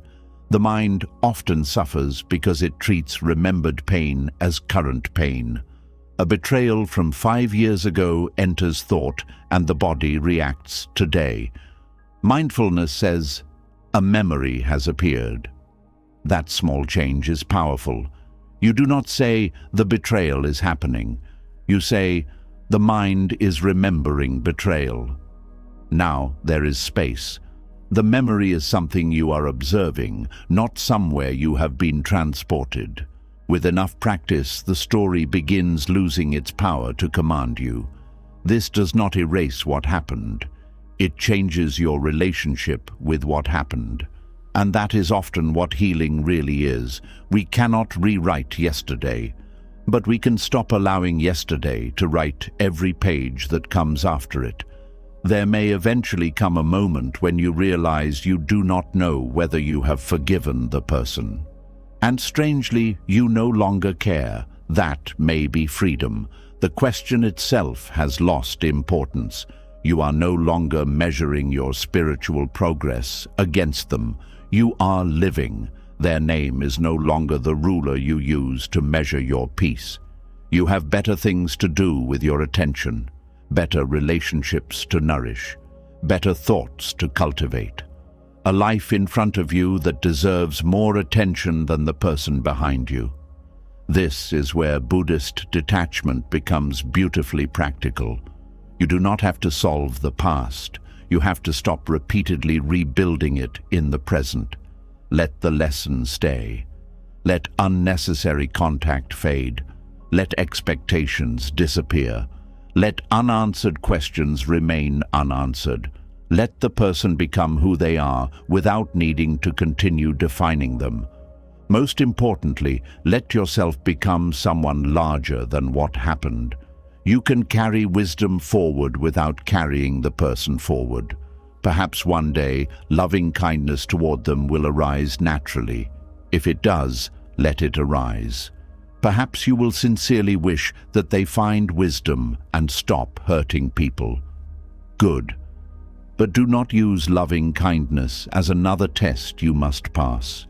If all you can honestly say today is, I no longer want to hate you, and I want to continue with my life, that may be enough. Peace does not need to look impressive. Sometimes peace is simply absence. The absence of the argument. The absence of checking, the absence of revenge, the absence of waiting for an apology, the absence of mentally defending yourself to someone who is no longer listening. The wound stops being a daily event and becomes part of a completed chapter. You may still remember the chapter, but you no longer reread it every night. And this is where detachment becomes even more subtle.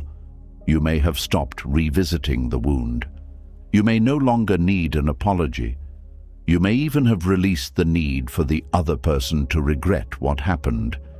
Yet one final thread can still keep you tied to them. You desperately want them to understand you correctly. You want them to know your intentions were good. You want them to see what really happened. You want them to stop telling the story in a way that makes you look wrong. And sometimes, long after you have released the person, you are still fighting the version of you that exists inside their mind. Few things disturb the heart as quickly as being misunderstood. Someone takes your kindness for weakness. Someone calls your boundary selfishness. Someone mistakes your silence for arrogance. Someone tells others that you did something for reasons you never had. You know what happened. You know what you meant. Yet another person has formed a completely different picture of you, and the mind immediately wants to correct it. You begin explaining. Then you explain the explanation. You give more details because perhaps they did not understand the first time. You search for different words. You send another message. You tell mutual friends your side. You replay the conversation and think of what you should have said. You become increasingly frustrated because the truth feels so obvious to you, yet they still refuse to see it. This is where the desire to be understood can quietly become attachment. There is nothing wrong with explaining yourself when explanation is useful. Clear communication can prevent unnecessary pain. If someone has misunderstood an important fact, speaking honestly may be wise. If your silence could harm another person, damage something important, create danger, or allow a serious falsehood to continue, clarification may be necessary. But there is a difference between clarifying the truth and trying to control another person's opinion. One is communication, the other is attachment. The difficult part is recognizing when you have crossed from one into the other. You usually know because explanation stops creating clarity and starts creating desperation. You no longer simply want to state what happened. You need them to agree. You need their face to change. You need them to say, "Now I understand." You need them to withdraw the judgment. You need them to see you as good again. And when they do not, your peace disappears. At that moment, your emotional state has become dependent on something you cannot completely control, another person's interpretation. Buddhist wisdom asks us to look at this attachment carefully because the mind is always trying to build and protect an image of itself. We want to be seen as kind, intelligent, fair, loyal, strong, generous, honest, or wise. There is nothing strange about wanting others to see our good qualities, but the moment our inner peace requires everyone to see those qualities, suffering begins. You can be kind and still be called selfish. You can be honest and still be accused of lying. You can make a thoughtful decision and still be called cruel. You can protect your peace and someone may say you abandoned them. You can stop participating in an unhealthy pattern and someone may describe your change as betrayal. The mind hates this because it believes goodness should always be recognized as goodness. But human perception does not work that way. People do not see you directly. They see you through their memories, fears, expectations, desires, wounds, beliefs, and experiences. Two people can watch the same action and interpret it completely differently. You say no to a request.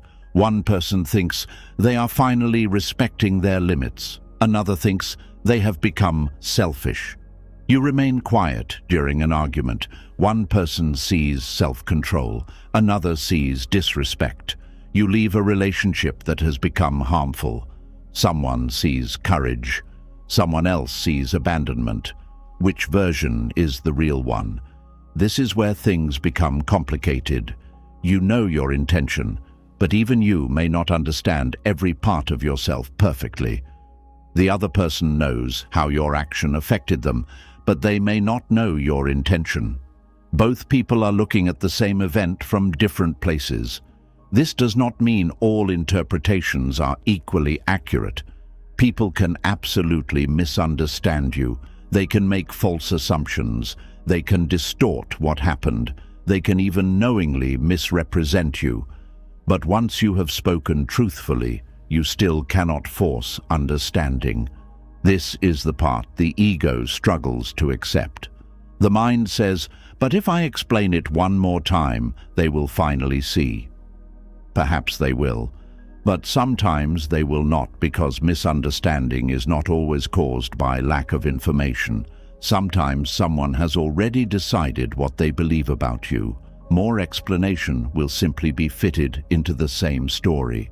If they have decided that you are selfish, your attempt to explain your boundary may become more evidence that you are selfish. If they believe you are dishonest, every detail you provide may look like another lie. If they have decided you are trying to hurt them, even kindness may be interpreted as manipulation. You cannot reason someone out of a conclusion they are emotionally committed to keeping. Recognizing this can save enormous energy. Think of how exhausting it is to defend yourself before a person who is not truly listening. You begin speaking faster. You bring up examples. You say, "That is not what I meant." They say, "Yes, it was." You reply, "How can you tell me what I meant?" Soon, both people are fighting over something invisible, your intention. You know what happened inside you. They know what they believe happened inside you. No amount of shouting can physically place your inner experience inside their mind. At some point, peace requires accepting the limit of explanation. You can say, "That is not how I experienced it. I have explained my intention honestly." You are free to believe what you believe. Those words can feel terrifying because you are giving up control, but you never truly had that control. This is the strange relief of detachment. You stop exhausting yourself trying to hold something that was never in your hands. Another person's opinion lives inside another person. You cannot enter their mind and rearrange it. You can influence it with your actions and words, but you cannot own it. The compassionate art of allowing misunderstanding begins here. Compassionate does not mean passive. It does not mean letting people say anything they want without ever responding. It means refusing to turn every false opinion into a personal emergency. Some misunderstandings need correction. Many do not. Someone at work misunderstands an important responsibility that affects your job. Clarify it. Someone spreads a dangerous accusation that could seriously damage your life. Address it wisely. Someone misunderstands information that affects safety, money, health, or another person's well-being. Speak clearly. But someone thinks you are unfriendly because you did not attend a gathering. Do you need a campaign to change their mind? Someone believes you should have answered their message faster. Do you need 3 paragraphs defending yourself? Someone says you have changed because you no longer do everything they ask. Must you convince them that your change is good?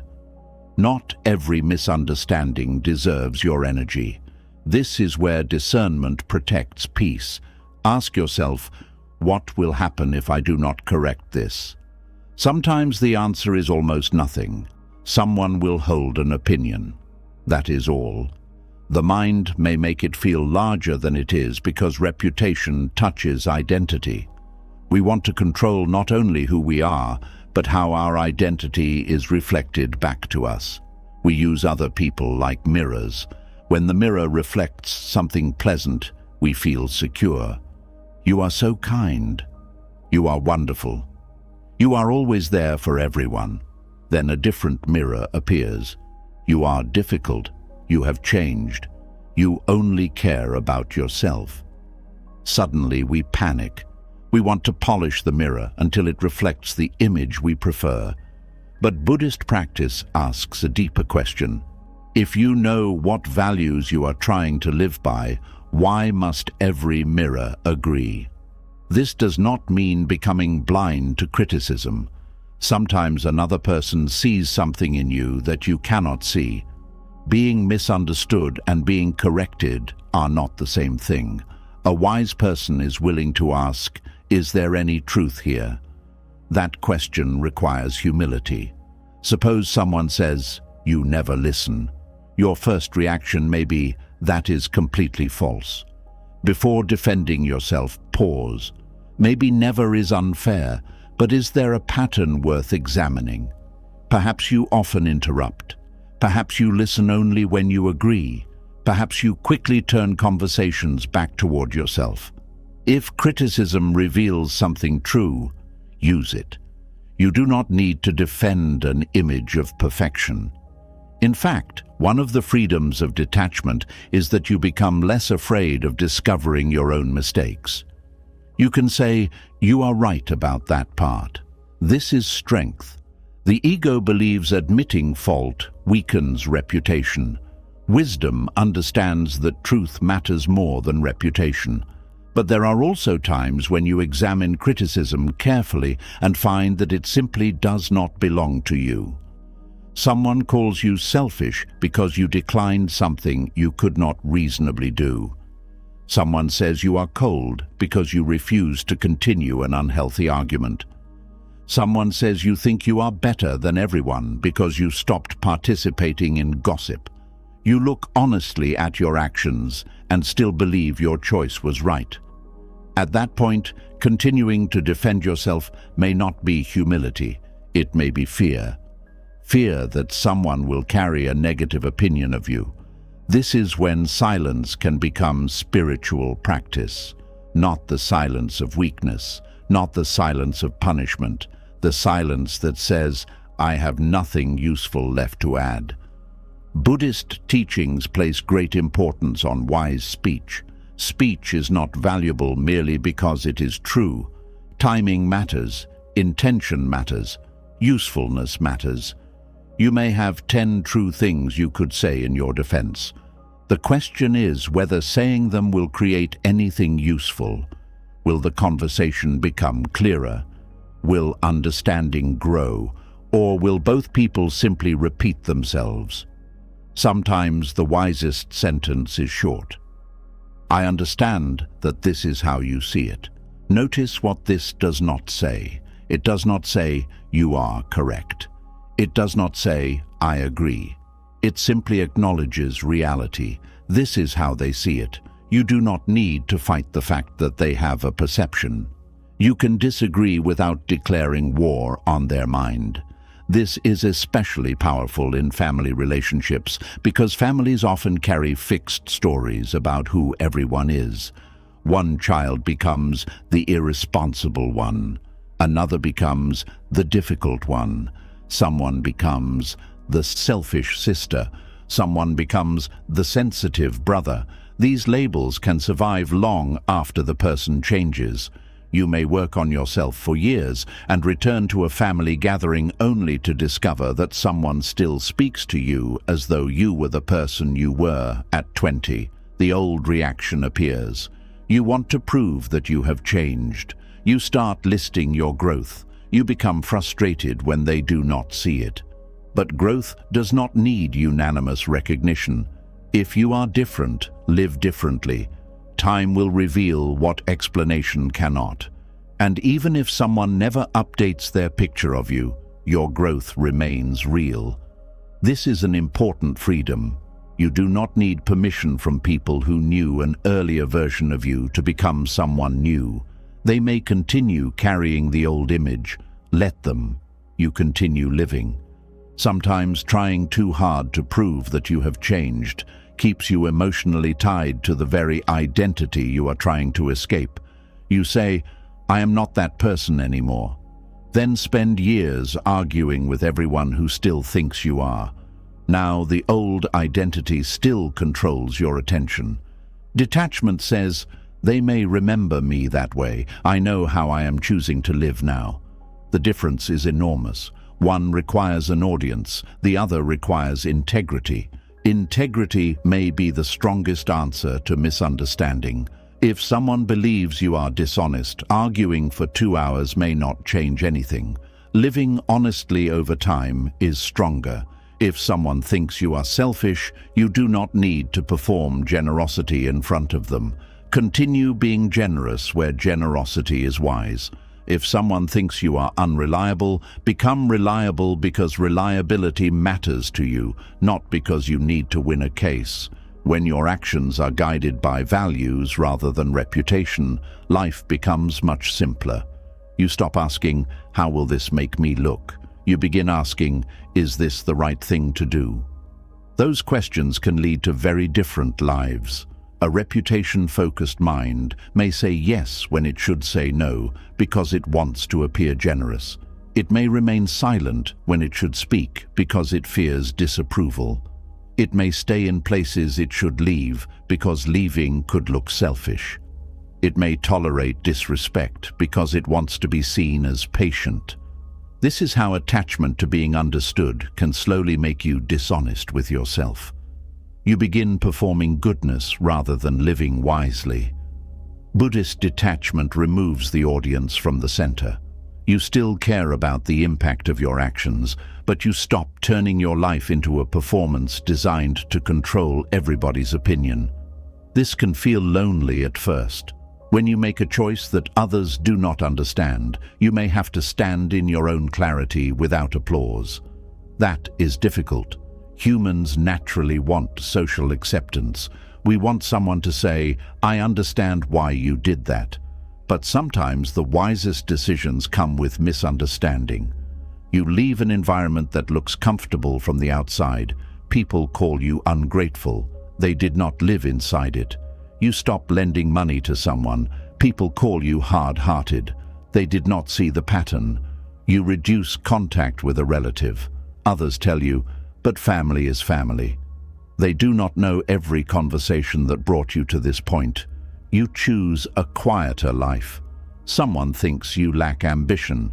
You know you have simply stopped measuring worth the same way. Not everyone will understand decisions built from experiences they never had.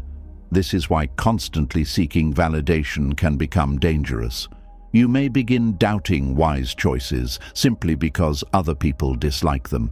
Detachment asks you to develop an inner place from which you can evaluate your own actions. Did I act from anger?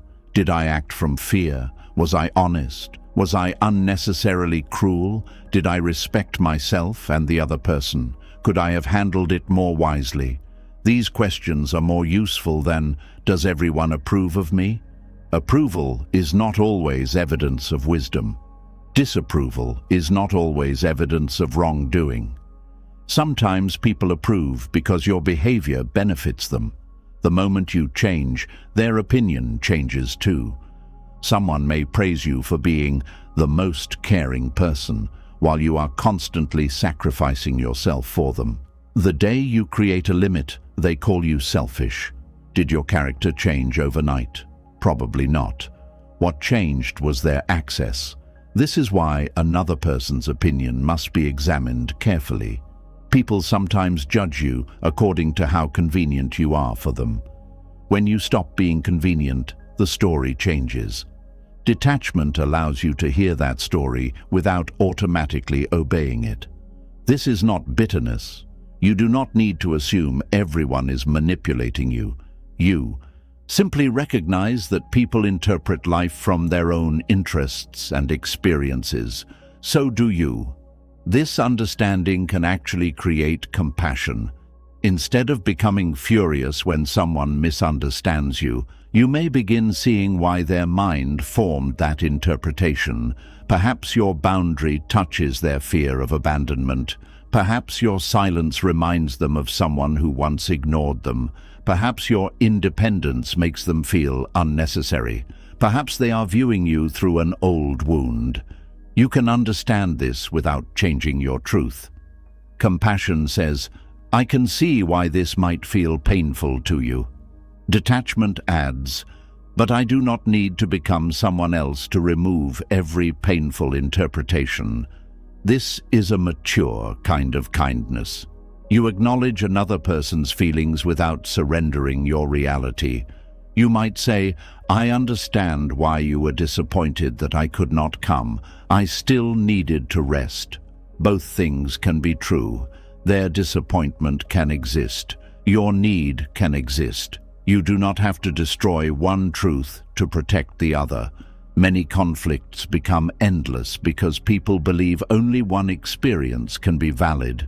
If I admit that you were hurt, I must admit that I was wrong. If I defend my choice, I must deny your pain.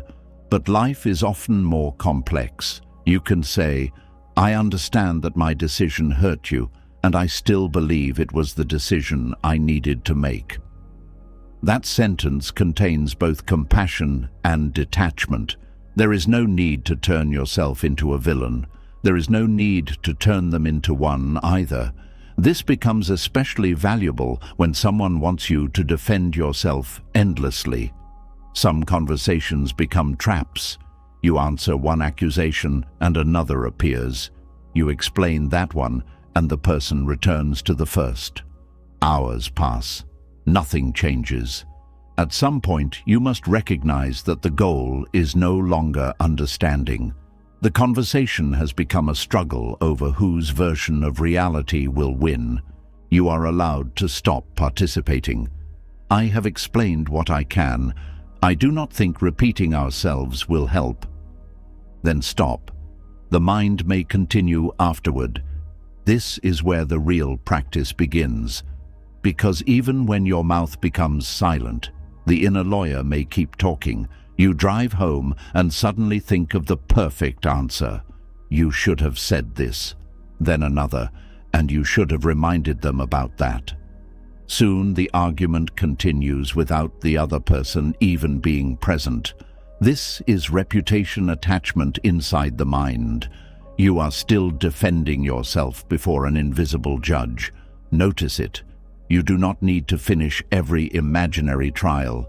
You can say, the conversation is over. Return to the present. This can save hours of life. There is another form of misunderstanding that becomes especially powerful in the age of constant communication. A message is read without your tone. A short reply is interpreted as anger. Silence becomes a statement. A photograph creates assumptions. People build stories from tiny pieces of information. If you try to control every interpretation, you will never rest. You will reread every message. Did that sound rude? Should I add another sentence? Why did they react like that? Should I explain what I meant? Sometimes clarification is simple and useful, but constant reputation management creates anxiety. You begin living from outside yourself, watching everything you do through imagined eyes. This destroys naturalness. You cannot be fully present when part of your mind is always asking how you are being perceived. Detachment returns you to direct experience. Instead of watching yourself live, you live.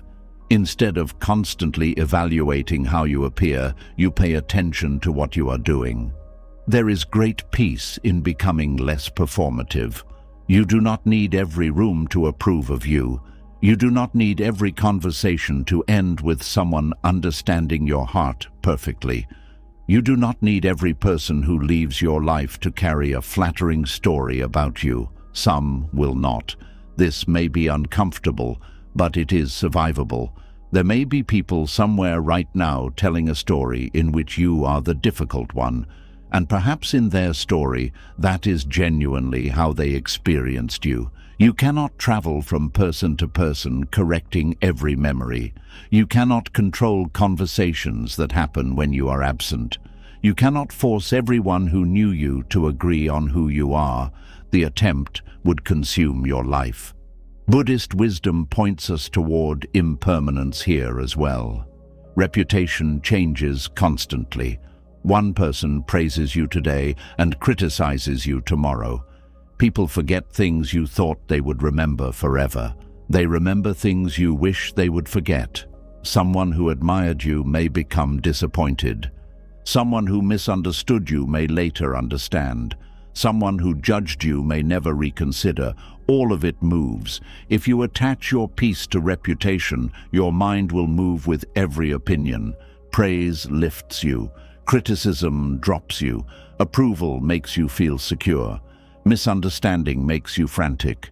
You become emotionally controlled by voices outside yourself. Detachment means learning to hear both praise and blame without making either one your identity. Praise can be pleasant, criticism can be useful. Neither tells the complete truth about who you are. You are more complex than another person's sentence about you, and even your own fixed story about yourself should be held lightly. This is where the Buddhist teaching of not clinging to a permanent self becomes useful in a simple way. You are not one frozen identity. You are changing, learning, failing, correcting, beginning again. Sometimes you are patient, sometimes you are not. Sometimes you act wisely, sometimes you regret what you did. If even you are constantly changing, how could another person's fixed opinion define you completely? Someone may hold a picture of who you were 5 years ago. You do not need to live inside their picture. This also means you can stop trying to create a perfect picture of yourself. You are allowed to have been wrong. Sometimes the reason another person misunderstands you is because you communicated badly. Perhaps your intention was kind, but your words were harsh. Do not hide behind intention. You can say, "I did not mean to hurt you, but I can see that I spoke badly." That is honest. The need to control reputation often makes apology difficult because apology feels like losing.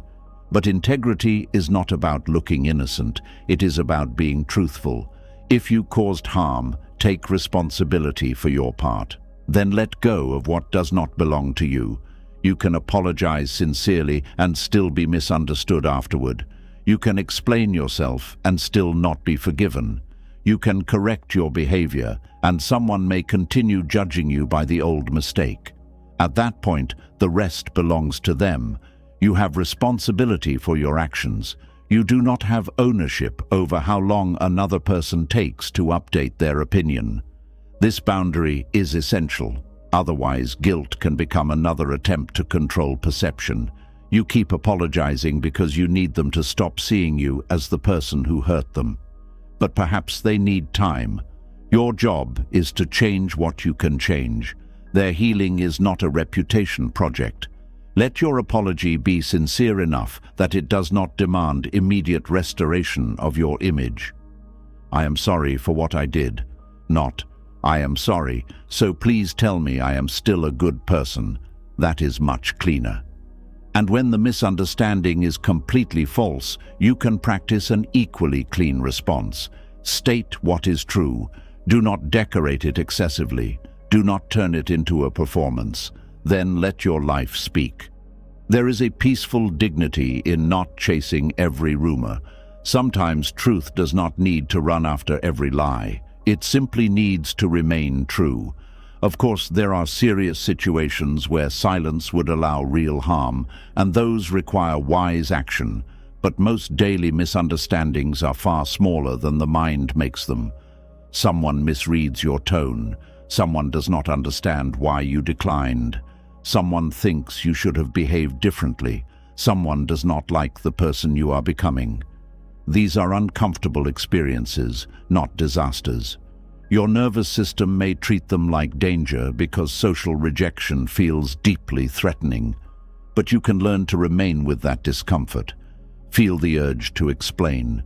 Do not immediately obey it. Wait. Ask, does anything actually need to be said? Sometimes after an hour, the urgency disappears. You realize you were about to send a long message to solve a problem that existed mostly inside your fear. This pause can become a powerful practice. Not every thought needs speech. Not every accusation needs defense. Not every misunderstanding requires correction. Not every silence means defeat. Sometimes not responding is how you stop feeding something that has no useful future. This is not about becoming cold or unreachable. If a person you value genuinely wants to understand, meet them there, listen to their perspective, share yours. Do not speak only to win. Ask questions, clarify what was meant. Healthy relationships can survive misunderstanding because both people are interested in truth more than victory. But when only one person is interested in understanding, you cannot do both sides of the work. You can open the door. You cannot make someone walk through it. There is peace in knowing the difference. Over time, you may begin to notice a beautiful change. Being misunderstood still stings, but it no longer controls your day. Someone forms an opinion. You examine yourself honestly. If there is something to learn, you learn. If there is something to correct, you correct it.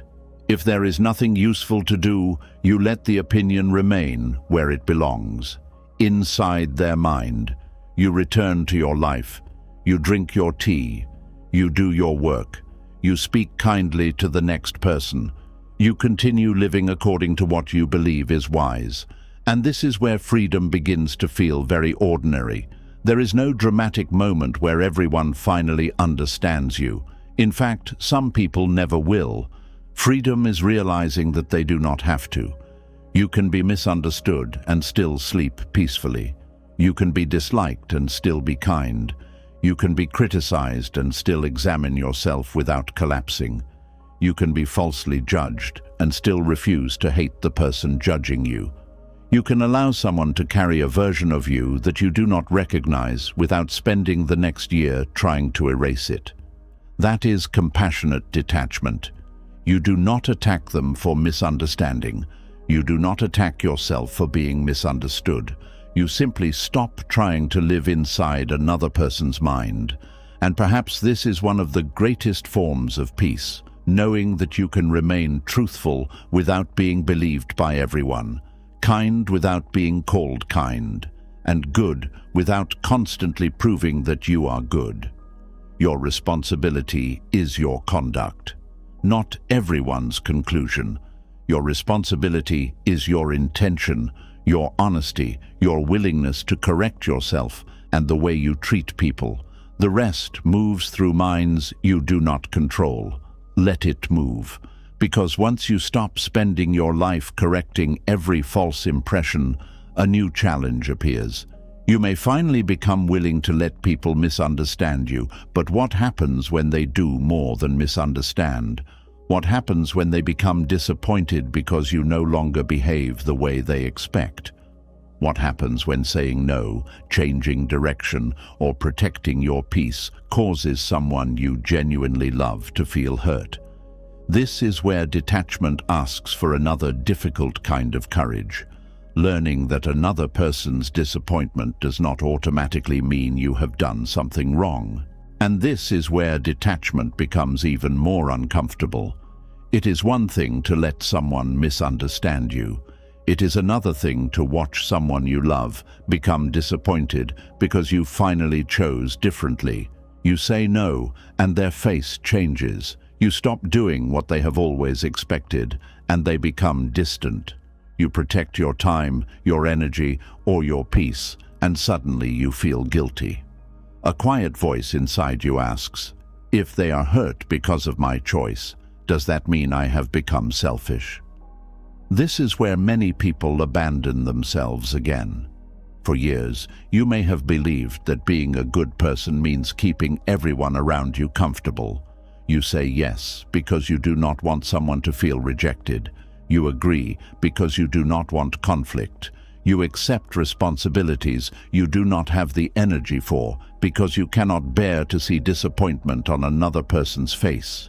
You change your plans, silence your needs, give away your time, and sometimes even change the direction of your life just to avoid hearing the words, "I thought you would do this for me."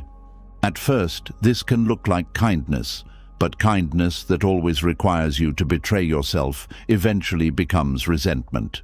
You may still smile while saying yes, but inside you are tired. You show up, but you do not want to be there. You agree to help, then spend the entire time wishing you had refused. You give what someone asks for, then quietly feel angry that they asked. This is often a sign that approval has become more important than honesty. The problem is not that you care about people's feelings. Caring is human. The problem begins when another person's disappointment becomes something you believe you must prevent at any cost. That gives disappointment enormous power over your life. Someone only has to look unhappy and you begin changing your decision. Someone sighs and you start explaining yourself. Someone becomes quiet, and you immediately wonder how to make them happy again. Someone says, "I guess I know where I stand with you now," and suddenly the boundary you believed in 5 minutes ago begins to disappear. This is attachment to approval. It does not always look like wanting praise. Sometimes it looks like being terrified of disapproval. You may not need everyone to clap for you. You simply need no one to be upset with you. That is still dependence, because now your peace depends on the emotional comfort of everyone around you, and that is impossible. At some point, living honestly will disappoint someone. Your growth will disappoint someone. Your boundary will disappoint someone. Your decision to rest will disappoint someone who wanted your time. Your decision to change will disappoint someone who preferred the old version of you. Your decision to stop tolerating something will disappoint someone who benefited from your tolerance. This does not automatically mean you are doing anything wrong. Buddhist wisdom teaches us to examine intention, action, and attachment carefully. It does not teach that every uncomfortable feeling must be removed. Disappointment is part of human life. You experience it. Other people experience it. A compassionate life does not mean creating a world in which nobody ever feels disappointed because of you. That world cannot exist. Suppose 2 people need you at the same time. You can only be in one place. Whoever you do not choose may feel disappointed. Does that mean you acted cruelly?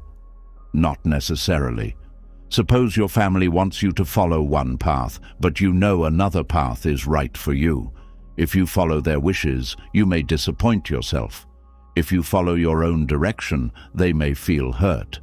There is no choice that removes all disappointment, so the real question becomes different. Not, how do I make sure nobody is disappointed? But, what choice can I make with honesty, care, and wisdom? That is a more peaceful question. Many people never ask it because they were trained to read other people's reactions before they read their own hearts. They enter a room and immediately sense what everyone needs. Who looks tired? Who looks annoyed? Who expects something? What should I say? How should I behave? How can I keep everything peaceful? This skill may have helped you survive difficult environments. If you grew up around unpredictable emotions, keeping other people happy may have felt necessary. Perhaps an angry parent made the whole house tense. Perhaps love disappeared when you disappointed someone. Perhaps praise came when you were easy, obedient, useful, quiet, or responsible. Then you learned something without anyone needing to say it directly. Approval means safety. So even years later, disappointment still feels dangerous. Someone is unhappy with you, and your body reacts as though something terrible is about to happen. You feel tension in your chest. You cannot concentrate. You keep checking your phone. You rehearse what you will say. You wonder whether you should apologize, even when you have done nothing dishonest. This is why detachment from approval is not simply about becoming tougher. It is about teaching the mind that another person's disappointment can exist without becoming an emergency. They can be disappointed, and you can remain kind. They can need time, and you do not need to chase them. They can disagree, and the relationship does not automatically have to collapse. This is emotional maturity. Sometimes another person genuinely has a right to feel disappointed. Maybe they hoped you would come. Maybe they thought you would agree. Maybe they had built plans around your participation. Their feeling is real. You do not need to argue with it. If you say, "You should not be disappointed," you are trying to manage their emotional response. Detachment says something different. "I understand that this is disappointing." Then you allow the feeling to exist. This is difficult because many people confuse acknowledging disappointment with surrendering the boundary. You can understand someone's feeling without changing your decision. "I know you wanted me there, and I still cannot come." "I understand that you hoped I would help, but I am not able to take this on. I know you wanted me to choose differently, but this is the direction I need to take. Notice the compassion in these sentences. There is no attack. There is no unnecessary defense. There is simply truth. This is one of the deepest skills in peaceful detachment, learning to remain loving while someone is unhappy with your answer. People-pleasing makes us believe kindness and compliance are the same thing. They are not. Compliance says, I will do what you want so that you stay pleased with me. Kindness says, I will treat you with care even when my answer is no. Those are completely different ways of living. Compliance depends on the response you receive. Kindness comes from your values. If kindness requires agreement every time, it is not really kindness. It is negotiation. I will make you happy, and in return, you must keep seeing me as good. That contract may never be spoken, but many relationships quietly operate this way. The moment you stop agreeing, tension appears because the old agreement has been broken. This is why boundaries often reveal the true structure of a relationship. When you always say yes, it is difficult to know whether someone respects you or simply enjoys your availability. When you finally say no, you learn something. A person who respects you may still feel disappointed, but they can accept that you have limits. A person attached to your compliance may punish you. They may withdraw affection. They may become dramatic. They may accuse you of changing. They may remind you of everything they have done for you. They may try to make your boundary look like betrayal. This is when your attachment to approval is tested. The old version of you may rush to restore harmony. Fine, I will do it. Do not be upset. I did not mean it. You may erase your own boundary just to make the discomfort disappear. The relief is immediate. The person becomes happy again, but something inside you becomes smaller. This is the hidden cost of living for approval. Every unnecessary yes teaches you that your no cannot be trusted. Every time you abandon your decision because someone becomes upset, you train yourself to believe that other people's reactions are more important than your own clarity. Over time, you may stop knowing what you actually want. Someone asks, "What would you like to do?" You genuinely do not know. You have spent so long adjusting yourself around everyone else that your own preference feels unfamiliar. This is why choosing yourself can feel selfish when you first begin. You are not used to hearing your own needs without immediately comparing them with someone else's expectations. You want a quiet evening, but someone asks for help. Your first thought is not, "Do I have the energy?" It is, "Will they be upset if I say no?" You want to change jobs, but your family prefers the security of your current one. You do not ask, "What life do I want to build?" You ask, "How disappointed will they be?" The approval-focused mind places everyone else in the decision before it places you there. Buddhist detachment asks you to return to the middle, not above everyone, not below everyone, in the middle. Your needs matter, their feelings matter. Your limits matter, their hopes matter. You do not need to erase yourself to prove that you understand them. This balanced view prevents detachment from becoming selfishness, because detachment is not only I matter, it is I matter too. That word too changes everything. You can consider someone's disappointment without handing them control over your life. You can listen to their concern. Maybe there is useful wisdom in it. Maybe they see something you missed. But after listening, the choice may still be yours. This is especially important when your decision concerns your own path. Other people often want the best for you, but they define best through their own fears. A parent may want security because insecurity frightened them. A partner may want closeness because distance frightens them. A friend may want you to remain familiar because your change makes them question their own life. Their advice may be sincere, but sincerity does not make another person the owner of your direction. You can respect someone and still choose differently. This is one of the hardest truths for people who confuse respect with obedience. Respect means listening seriously. It does not mean surrendering every decision. You can say, "I understand why you think that," then still choose another way. The disappointment that follows may simply be part of the cost of becoming more honest. Growth often changes relationships because roles change. Perhaps you were always the available one. Now you protect your time. Perhaps you were the quiet one. Now you speak. Perhaps you were the one who agreed with everyone. Now you have your own opinion. Perhaps you were the one who never asked for anything. Now you express needs. People who knew the older version of you may feel confused. They may say, "You are not the same anymore." Sometimes the correct answer inside your heart is, "Yes, you are not." That is the point. Growth requires leaving some behaviors behind. If you need everyone to approve of your growth, you may remain trapped in the version of yourself that made them comfortable. This is where disappointment becomes almost unavoidable. Somebody may prefer the person you no longer want to be. They may miss your endless availability. They may miss your silence. They may miss your willingness to tolerate things. They may sincerely believe the old arrangement was better. But better for whom? That question can reveal a lot.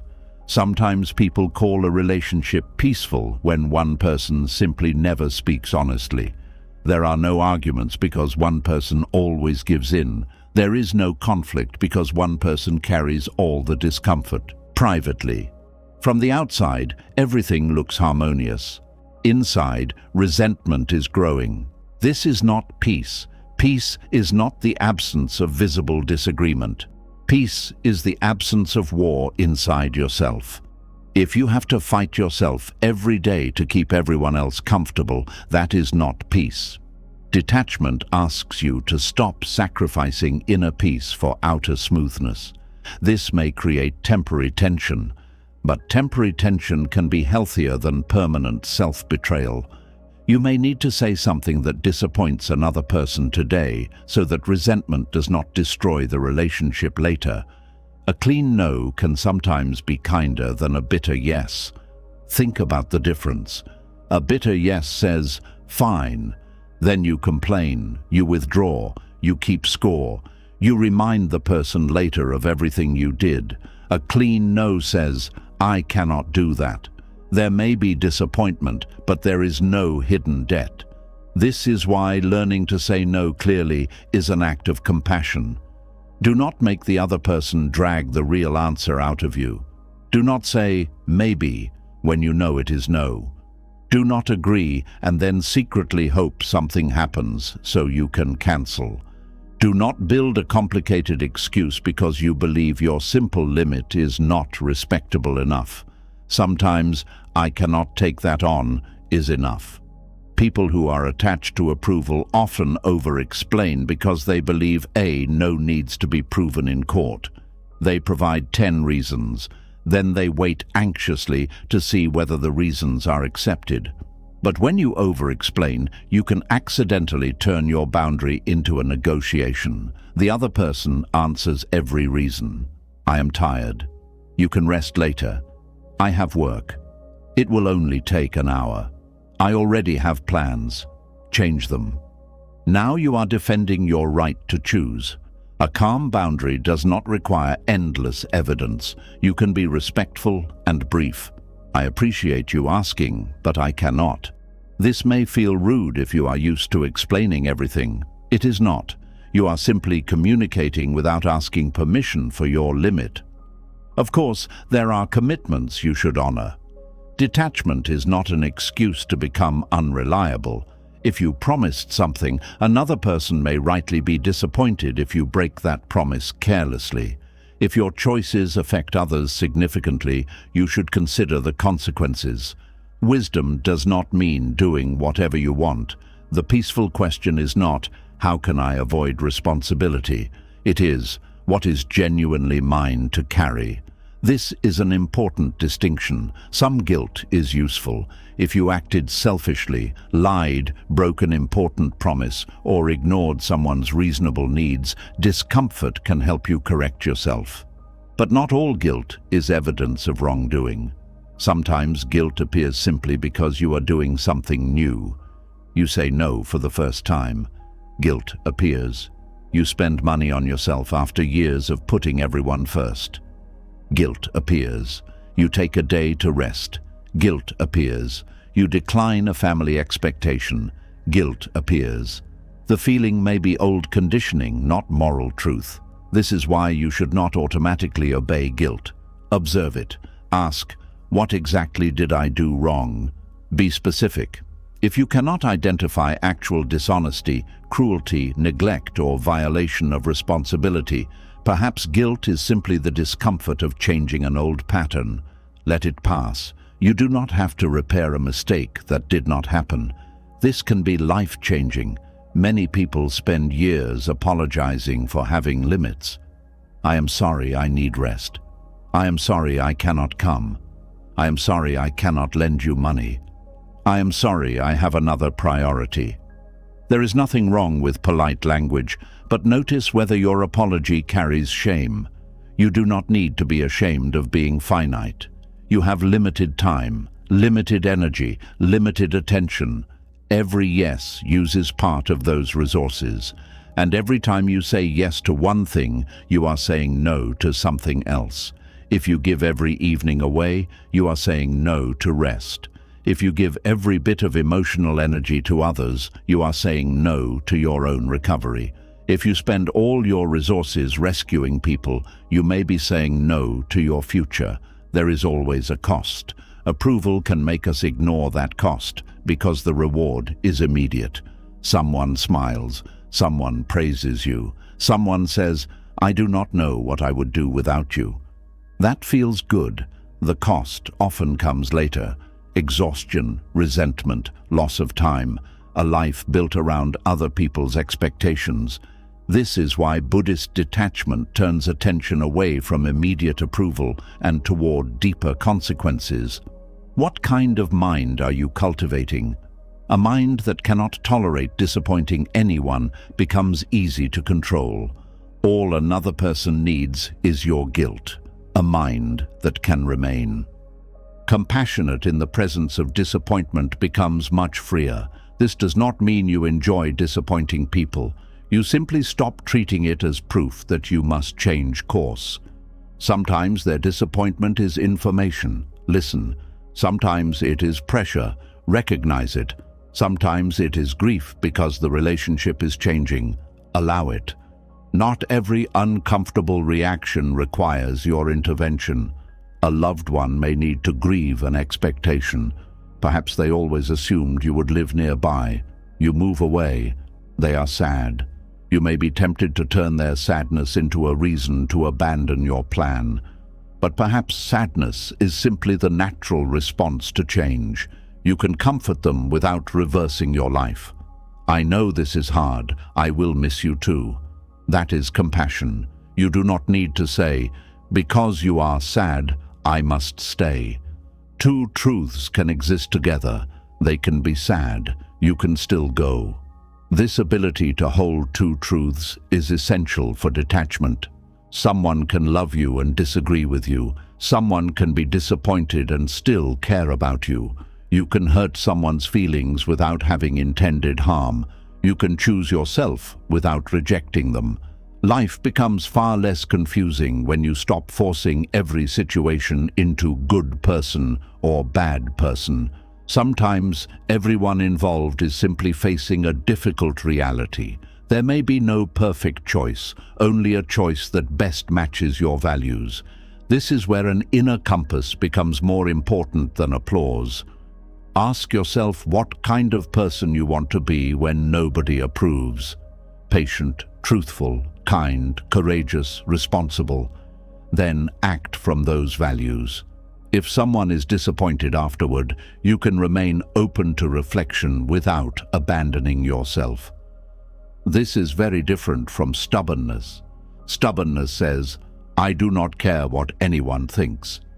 Detachment says, I care, but I will not hand my conscience to another person. You still listen, you still learn, you still apologize when needed. But you do not make approval the final judge of your life. This brings enormous peace. You no longer have to scan every face after making a decision. You no longer need everyone to reassure you. You stop sending messages to ask, "Are you mad at me?" You allow people to process their feelings. This creates healthier relationships because you stop demanding that others immediately remove your anxiety by telling you everything is fine. People are allowed to be upset for a while. They may need space. Their disappointment does not have to be resolved tonight. If the relationship is healthy, it can survive honest difference. And if the relationship cannot survive one respectful boundary, that tells you something important about the relationship. Not every bond is built to survive your growth. This can be painful. Some relationships are organized around who you used to be. When that version disappears, the connection may weaken. Do not immediately conclude that growth was the mistake. Sometimes a relationship ending is not evidence that the boundary was wrong. It may reveal that the relationship depended on the absence of boundaries. This is difficult to accept because we often judge choices by whether people stay. If they left, maybe I should have done more. Perhaps, but sometimes doing more would have meant becoming less of yourself. Detachment teaches that preserving every relationship is not the highest goal. Living with wisdom is. Some people will walk beside the person you are becoming. Others will only love the version of you that served a particular purpose in their lives. You do not need to hate them for that. You simply see clearly. Compassion does not require returning to a shape that hurts you. You can appreciate what a relationship once was and still allow it to change. This is especially important when disappointment is used deliberately as a weapon. Someone may not simply express sadness. They may punish you. They stop speaking to you. They make dramatic statements. They tell other people how terrible you are. They remind you of old favors. They create guilt until you surrender. At that moment, remember, another person's emotion is theirs, but manipulation is behavior. You can respond to behavior. You do not need to argue about whether they are allowed to feel disappointed. They are. But you are also allowed to refuse being controlled through that disappointment. You can say, "I understand that you are upset. My answer is still the same." There is great strength in this sentence because it does not fight their emotion. It simply refuses to obey it. This is often what approval-seeking people find hardest. They want the person to become happy before they feel allowed to hold the boundary. But sometimes the boundary must remain while the person is unhappy.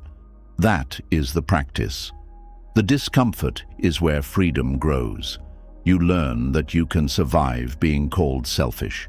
You can survive someone needing time away.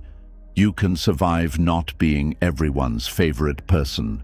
You can survive the silence after saying no. At first, the discomfort may feel enormous.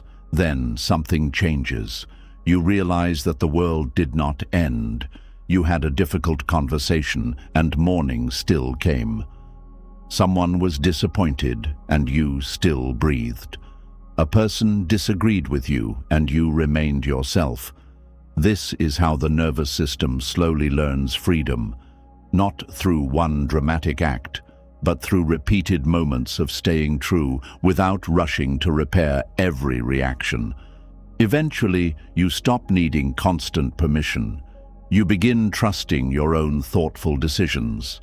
This does not make you perfect. You will still make mistakes. Sometimes you will say no when you could have helped. Sometimes you will choose yourself in a way that was unnecessarily harsh. Sometimes you will recognize afterward that fear, not wisdom, guided you. When that happens, correct yourself. Detachment is not about becoming incapable of regret. It is about making regret useful rather than turning it into self-punishment. You say, "I could have handled that more gently." Then next time, you do. You do not need to return to a life of automatic compliance because one boundary was imperfect. Learning balance takes practice. At first, people who have spent years saying yes sometimes swing too far. They become sharp. No, I do not owe anyone anything. This may be a stage, but it is not the final wisdom. True detachment becomes softer with time. You do not need anger to protect every limit. You become clear enough to say no without hostility. You understand that the person asking is not always doing something wrong. They can ask, you can refuse, they can feel disappointed, you can remain kind. Nothing more dramatic has to happen. This simplicity is peace. You stop turning every request into a test of love. You stop turning every no into rejection. You stop turning every disappointed face into a verdict on your character. People are allowed to want things from you. You are allowed to decide what you can give. That is the balance. And when you reach this place, your yes becomes more meaningful. Because now when you say yes, you actually mean it. You help because you want to. You show up because you have chosen to. You give without quietly wishing you had refused. Your kindness becomes cleaner because it is no longer forced by fear. This may be one of the greatest gifts of detachment. It does not make you less generous. It allows generosity to become genuine. You are no longer giving to buy approval. You are giving from freedom. You are no longer staying because you fear disappointment. You stay because staying is aligned with love and wisdom. And when leaving becomes necessary, you leave without needing to turn the other person into an enemy. That is a peaceful heart. A heart that can care without becoming controlled. A heart that can hear disappointment without collapsing into guilt.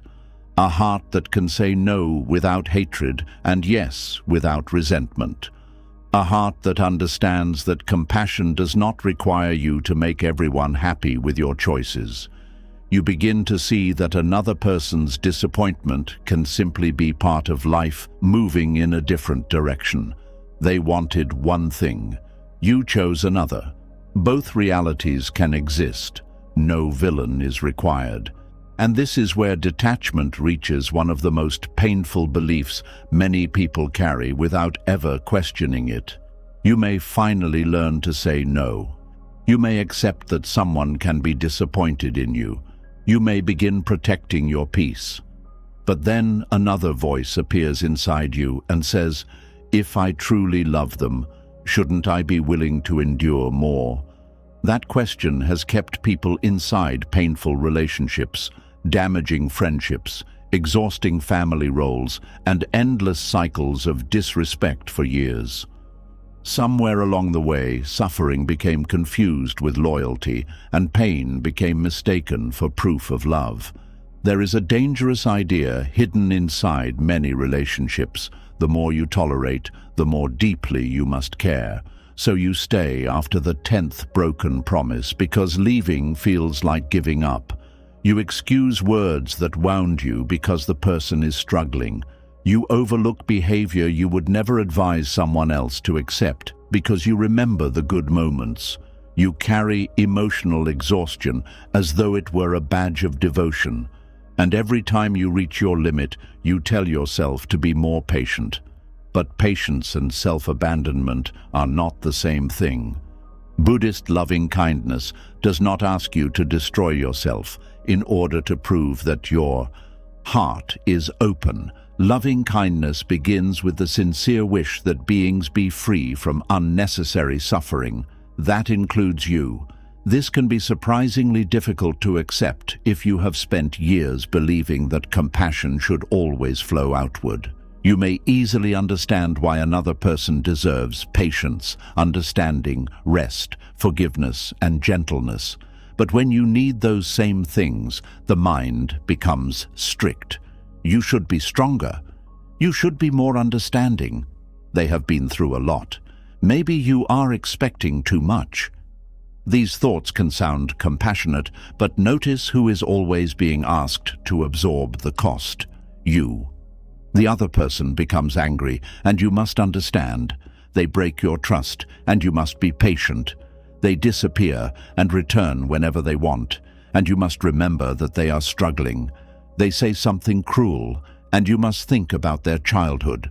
Understanding another person's pain can be valuable, but understanding why someone hurts you does not require you to continue standing where they can hurt you. This distinction can change everything. A person's wounds may explain their behavior. They do not automatically excuse it. Someone may have grown up around anger and therefore struggled to communicate without shouting. You can understand that. But their history does not mean your nervous system must become the place where that anger is released. Someone may fear abandonment and therefore become controlling. You can understand that fear. But their fear does not give them ownership over your movements, friendships, or choices. Someone may have been betrayed before and therefore struggle to trust. You can have compassion for that. But compassion does not require accepting constant accusations for things you have not done. The moment you learn to separate explanation from permission, love becomes clearer. Many people remain trapped because they believe setting a limit means denying the other person's pain. It does not. You can say, "I understand why you react this way, and I still cannot continue accepting this behavior." Both truths can exist together. This is one of the most mature forms of compassion. You do not need to make someone evil in order to protect yourself from them. They may be wounded. They may be trying. They may genuinely love you in the only way they currently know, and their way of loving may still be harmful to you. The mind often struggles with this because it prefers simple stories. Either they are a good person and you should stay, or they are a terrible person and you should leave. But life is rarely so clean. Good people can behave destructively. Wounded people can create wounds in others. Someone can love you and still lack the emotional maturity required for a healthy relationship. Someone can have beautiful qualities and still be unsafe in certain ways. Detachment allows you to see the whole person without using their good qualities to erase the harmful ones. This matters because people often hold on by remembering only the best moments. After a painful argument, you remember how kind they were last month. After another broken promise, you remember the day they supported you. After manipulation, you remember their tenderness. Those memories are real, but so is the pain. Love does not require you to choose one set of facts and ignore the other. Wisdom sees the complete pattern. A relationship should not be judged only by its highest moments. Almost any unhealthy relationship can contain laughter, affection, generosity, attraction, or beautiful memories. The more important question is what the repeated pattern does to your mind. Do you feel safe enough to be honest? Can you make ordinary mistakes without fearing punishment? Can you disagree without being humiliated? Can you have needs without being made to feel guilty? Can you rest without explaining yourself? Can you say no without being threatened with withdrawal? Can you express hurt without the conversation becoming entirely about the other person? These questions reveal more than occasional grand gestures. Love should not require you to constantly shrink in order to preserve it. Sometimes suffering becomes romanticized because sacrifice sounds noble. We hear stories about people who endured everything for love, and endurance becomes proof of devotion. But endurance by itself is morally neutral. You can endure something wise. You can also endure something destructive. A person can patiently care for a loved one during illness. That suffering may arise from compassion and conscious commitment. Another person can remain for years in a relationship filled with humiliation because they are afraid to leave. Both involve endurance. They are not the same. The question is not simply, how much can I tolerate? The better question is, what is this suffering producing? Is it deepening patience, understanding, and mutual care?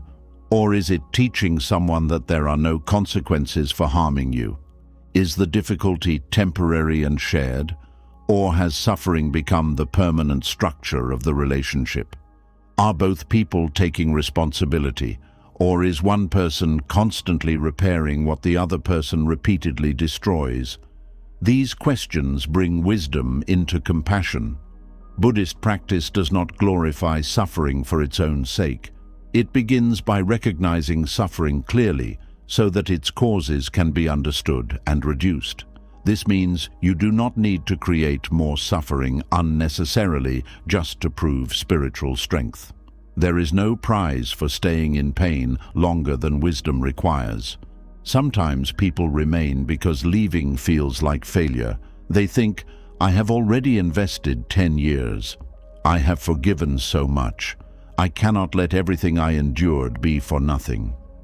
But past suffering does not become meaningful simply because you continue adding to it. 10 painful years do not require an 11th. You are allowed to learn from what happened without continuing the conditions that created it. The mind can become attached to investment. You have given time, energy, money, patience, tears, and hope. Walking away can feel as though you are throwing all of that away. But your past cannot be recovered by sacrificing your future. What you gave was given. What happened, happened. Detachment asks what is wise now, not what would justify yesterday, not what would make the past feel less painful. Now, this present moment is where choice still exists. You cannot change how long you stayed, but you can decide what you continue allowing. This does not mean every difficult relationship should end. Relationships naturally contain pain. People disappoint each other. Good people sometimes speak badly. Partners misunderstand each other. Friends fail one another. Family members make mistakes. No relationship can be completely free of discomfort. If you treat every painful moment as proof that you should leave, that is not wisdom either. The deeper distinction is between pain that can be repaired and pain that has become a pattern. Repair requires responsibility. Someone hurts you and genuinely listens when you explain. They do not simply say sorry, they try to understand the effect. They change behavior. They become more careful. Trust slowly rebuilds. That is very different from a cycle where the same injury is followed by the same apology and then the same injury again. Words can sound sincere. Patterns tell the deeper story. If someone says, "I am sorry," but the behavior remains unchanged, the apology may be expressing regret about the consequences rather than commitment to change. Perhaps they are sorry that you are angry, sorry that you are leaving, sorry that there is conflict. But are they willing to examine the cause? This is where loving someone may require refusing to be comforted by words alone. You look at actions, not to punish them, to see reality clearly. Buddhist wisdom constantly returns us to causes and results. If the same causes remain in place, why should we expect a completely different result? If contempt remains, the wound will return. If manipulation remains, confusion will return. If dishonesty remains, mistrust will return. If one person refuses responsibility, resentment will return. Hope is beautiful, but hope without observation can become another attachment. You keep loving the future version of someone instead of responding to who they are today. They are going to change. They are almost there. They promise this time will be different. Perhaps they will change. People absolutely can change. But love does not require you to sacrifice your present life to a future possibility. You can hope someone becomes healthier while making decisions based on who they are now. This is especially difficult when you see potential in someone. You know how kind they can be. You know how thoughtful they can become. You see moments of self-awareness, so you build a relationship with possibility. But potential is not a promise. A seed may contain the possibility of a tree, but it still requires the right conditions to grow. You cannot love someone into doing work they refuse to do. You cannot provide enough patience to create accountability inside another person. You cannot suffer enough to make someone emotionally mature. This is where the belief that pain proves loyalty becomes especially dangerous. You begin thinking, maybe if I stay long enough, they will understand how much I love them. But what if your staying teaches the opposite lesson? What if it teaches that you will remain regardless of how they behave? Sometimes the most loving response to harmful behavior is a consequence, not revenge. Consequence. If this continues, I will leave the conversation. If this happens again, I will not lend money. If you speak to me this way, I will go home. If this relationship continues to harm both of us, I cannot remain in it. A consequence creates clarity. It tells the truth that actions have effects. This can be more compassionate than endless tolerance. Endless tolerance can protect someone from ever confronting themselves. If every cruel outburst is forgiven immediately, what forces reflection? If every betrayal ends with another chance and no meaningful change, what interrupts the pattern? If manipulation always works, why would manipulation stop? This does not mean you are responsible for teaching people lessons. The point is simpler. You do not have to remove every consequence just to prove love. Sometimes allowing reality to respond is part of detachment. There is another form of suffering that often hides behind loyalty: emotional exhaustion. You become the person who keeps the relationship alive. You initiate every difficult conversation. You repair every conflict. You remember every important date. You check in. You apologize first. You explain. You plan. You soothe. You forgive. You keep asking, how can we make this better? Meanwhile, the other person mostly participates when they feel like it. Eventually, you are not simply loving someone, you are carrying the relationship. And a relationship carried by one person will eventually feel heavy. Love cannot remain mutual if one person is doing all the emotional labor required to keep connection alive. This does not mean effort must always be perfectly equal. Life changes. One person may carry more during illness, grief, unemployment, pregnancy, loss, or another difficult season. Healthy love can include periods of imbalance, but there is a difference between a season and a structure. A season changes, a structure remains. If you have been exhausted for years because everything depends on you, stop calling the exhaustion proof of love. It may be information. Your body may be telling the truth your mind keeps avoiding. Notice what happens before you see the person. Do you feel dread? Do you rehearse how to avoid upsetting them? Do you carefully choose every word? Do you prepare yourself for another complaint? Do you feel relief when plans are cancelled? These reactions do not automatically mean someone is harmful, but they deserve attention. The body often notices patterns before the thinking mind accepts them. You may love a person and still feel exhausted by the way the relationship operates. Both can be true. Love is a feeling and a practice. Compatibility is something else. Safety is something else. Trust is something else. Respect is something else. A relationship needs more than love to become healthy. This truth can be painful because "but I love them" has kept many people inside situations that love alone cannot repair. You can love someone who repeatedly lies. Your love does not make the lies safe. You can love someone who refuses help. Your love does not create willingness inside them. You can love someone whose behavior brings chaos. Your love does not transform chaos into peace. Sometimes love is present, but the conditions for closeness are not. Buddhist detachment gives you permission to stop forcing closeness simply because affection remains. You can care and create distance. You can love and decline access. You can grieve and still leave. You can miss someone and still understand that returning would recreate the same suffering. Missing someone is not always a sign that you belong together. It may simply mean attachment is still loosening. This is important because loneliness can make old pain look smaller. After distance begins, you remember the good. You forget the exhaustion. Your mind starts editing. Maybe it was not that bad. Maybe I overreacted. Maybe I should try again. Sometimes trying again is wise when both people have genuinely changed. But do not let loneliness rewrite history. Remember the whole pattern, not only the moments you miss. This does not require bitterness. You can remember clearly without keeping anger alive.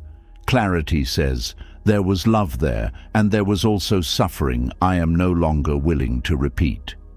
That is enough. Another reason people endure too much is the belief that good people never give up on others. But what does giving up actually mean? You may stop participating in a certain pattern without giving up on the person's humanity. You may believe they can grow while accepting that you cannot be present for the process. You may wish them healing from far away. You may stop being the one who receives the consequences of their unfinished work. This is not necessarily abandonment. Sometimes it is recognition.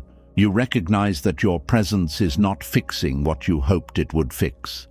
You recognize that staying has not created change. You recognize that continuing may only deepen your own suffering. There is humility in this. The ego sometimes believes, my love should be powerful enough to save this. But love cannot control another mind.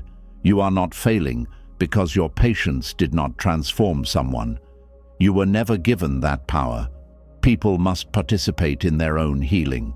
This connects directly to Buddhist teaching about personal practice. A teacher can point toward the path. A friend can encourage you. A community can support you. But another person cannot walk the path inside your mind. The same is true in relationships. You can create conditions for honesty. You cannot force honesty. You can invite communication. You cannot make someone communicate. You can offer forgiveness. You cannot make someone value it. You can model respect. You cannot make someone become respectful. At some point, love must stop confusing invitation with responsibility. Another difficult belief says, if I leave when things are hard, my love was never real. But difficulty itself is not the issue. The nature of the difficulty matters. There is a difference between staying beside someone while they face life and staying while they repeatedly make you the target of their pain. If your partner loses a job and becomes discouraged, standing beside them can be love. If they lose a job and begin humiliating you every day, their hardship does not make humiliation acceptable. If someone is grieving, they may become less emotionally available for a time. Patience may be wise. If they use grief as permission to mistreat everyone indefinitely and refuse all responsibility, the situation changes. Compassion sees context.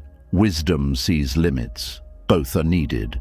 Without compassion, boundaries can become harsh. Without wisdom, compassion can become self-destruction. Buddhist detachment holds them together. You look at suffering and say, I understand. Then you look at harm and say, this still cannot continue. There is no contradiction. Sometimes people fear that protecting themselves means they lack loving kindness, but loving kindness is not passivity. If you truly wish someone freedom from suffering, you do not need to participate in behavior that increases suffering for both of you. If someone becomes cruel whenever you tolerate cruelty, continuing may not benefit them. If someone becomes more dependent every time you surrender your needs, your sacrifice may not benefit them. If someone never has to face the effect of manipulation because you always stay, your endurance may help the pattern survive. This does not mean every boundary will cause change. It may not. They may become angry. They may find someone else to repeat the pattern with. Their growth is not guaranteed. The boundary is still worthwhile because its purpose is not to control them. Its purpose is to stop abandoning yourself. That distinction matters. A boundary is not, "I will do this, so you become different." That is still control. A boundary is, "If this continues, this is what I will do to protect my peace and integrity." Now the power remains with you. You are no longer threatening change, you are choosing your response. This also removes the endless argument about whether your pain is bad enough to justify a limit. You do not need another person to agree that you have suffered enough. You do not need a court to declare that your exhaustion is legitimate. Sometimes something simply no longer works for you. That deserves honest attention. People who have endured too much often compare suffering. Other people have it worse. They never hit me. They are not always cruel. At least they provide. At least there are good days. Notice how low the standard can become. The question is no longer, is this relationship peaceful, respectful, and healthy? It becomes, is it terrible enough for me to leave? You do not have to wait for complete destruction before taking your suffering seriously. A house does not need to burn completely before you step away from the fire. This is not permission to make impulsive decisions over minor problems. It is permission to stop minimizing repeated harm simply because something worse could exist. Your experience does not need to be the worst possible experience in order to matter. Buddhist awareness is about seeing what is present clearly. If there is fear, see fear. If there is exhaustion, see exhaustion. If trust is gone, acknowledge that. If resentment has become constant, notice it. If you no longer recognize yourself inside the relationship, pay attention. Clarity begins when you stop editing reality to preserve an attachment. Sometimes that attachment is not even to the person. It is to what staying says about you. I am loyal. I never abandon people. I keep my promises. These can be beautiful values, but every value needs wisdom. Loyalty without discernment can become captivity. Patience without limits can become permission. Forgiveness without change can become repetition. Commitment without mutual respect can become self-erasure. A virtue can become harmful when it is practiced without understanding. This is why Buddhist wisdom emphasizes the middle way. Not cold abandonment, not endless endurance, a balanced response rooted in awareness. The middle way asks you to care without clinging to a role, to be patient without becoming passive, to forgive without becoming foolish, to remain open without leaving yourself unprotected. This balance may look different in every relationship. Sometimes it means staying and changing how you participate. Maybe you stop solving every problem. Maybe you refuse certain conversations when they become disrespectful. Maybe you separate finances. Maybe you spend less time together. Maybe you ask for professional support. Maybe you stop hiding problems from people you trust. Sometimes creating structure is enough for a relationship to become healthier. Other times, the clearest boundary is distance. And sometimes the clearest boundary is an ending. Endings can be painful even when they are wise. This is another reason people stay too long. They assume that if leaving hurts, leaving must be wrong. But pain is not always a warning against a decision. Sometimes pain is the cost of accepting reality. You can grieve something you needed to release. You can cry over a person you should not return to.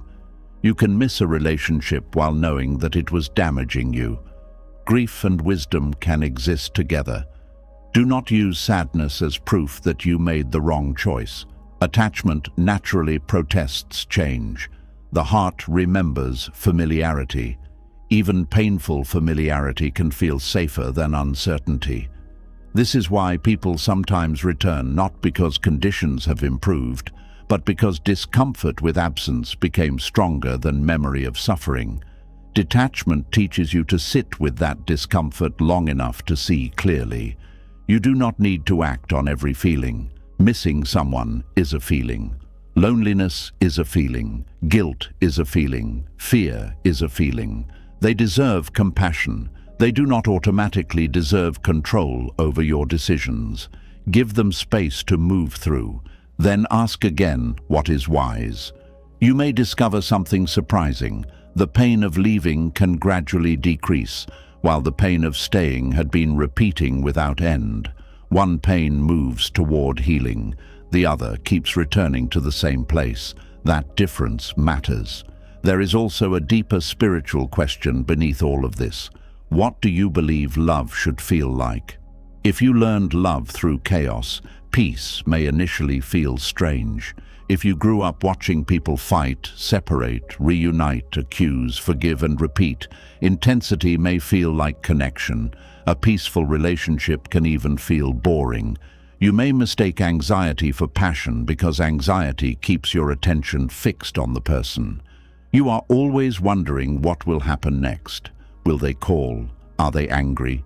Will they leave? Do they still love you? This constant uncertainty creates strong emotion, and strong emotion can be mistaken for deep love. But emotional intensity and emotional depth are not the same. A fire can burn very hot and still destroy the house. A lamp burns more quietly and can light the room for a long time. Healthy love may feel less dramatic. There is consistency. You know where you stand. You are not constantly earning affection. You can relax. You can be quiet together. You can disagree without fearing the end. There is room to breathe. For someone accustomed to chaos, this peace may take time to trust. But Buddhist detachment helps you stop using suffering as a measure of importance. A relationship does not become meaningful because it hurts more. The depth of love can also be measured by respect, by honesty, by the freedom to tell the truth, by the ability to repair, by the willingness to consider each other's suffering, by how safe both people feel to grow. These are quieter measurements, but they create far less harm. And the same principle applies beyond romantic relationships. You may endure disrespect from relatives because family is everything. You may let an old friend insult you because you have known them for 30 years. You may allow an adult child to speak cruelly because you believe parents must tolerate anything. You may remain constantly available to siblings because you are the responsible one. But a relationship title does not erase the need for respect. Family is important, so is peace. History is important, so is present behavior. You can honor what someone means to you without giving them unlimited permission to hurt you. This is detachment without hatred. You do not say, "You mean nothing to me." You may say, "You matter to me, which is why I do not want this relationship to continue in a way that damages both of us." That is a much deeper statement. Sometimes love is the reason a limit becomes necessary, because without the limit, affection slowly turns into resentment. You begin resenting the person for what you keep agreeing to, but they cannot fully respect a boundary you never communicate. This is why self-respect requires honesty. You cannot silently endure everything and then expect another person to understand the cost. Speak before resentment becomes hatred. Speak before exhaustion becomes total withdrawal. Speak while there is still enough care to communicate clearly. And if speaking changes nothing, let that information matter. Do not keep using the same words forever and calling it hope. Observe what follows. Does the person become curious about your experience? Do they take responsibility? Does anything change? Or do they simply become kinder for a few days until they believe the danger of losing you has passed? Long-term patterns reveal what temporary promises cannot. This is not about becoming suspicious of everyone. It is about learning to trust consistency more than intensity. A dramatic apology can feel powerful. Consistent, respectful behavior is more valuable. A beautiful promise can move the heart. Repeated action builds trust. A person may say they would die for you. The more useful question may be whether they can speak respectfully to you on an ordinary Tuesday. Grand sacrifice is easier to romanticize than daily kindness. But relationships are mostly built from ordinary moments. How do they respond when tired? How do they handle disagreement? What happens when you say no? What happens when nobody is watching? What happens when they are not getting what they want?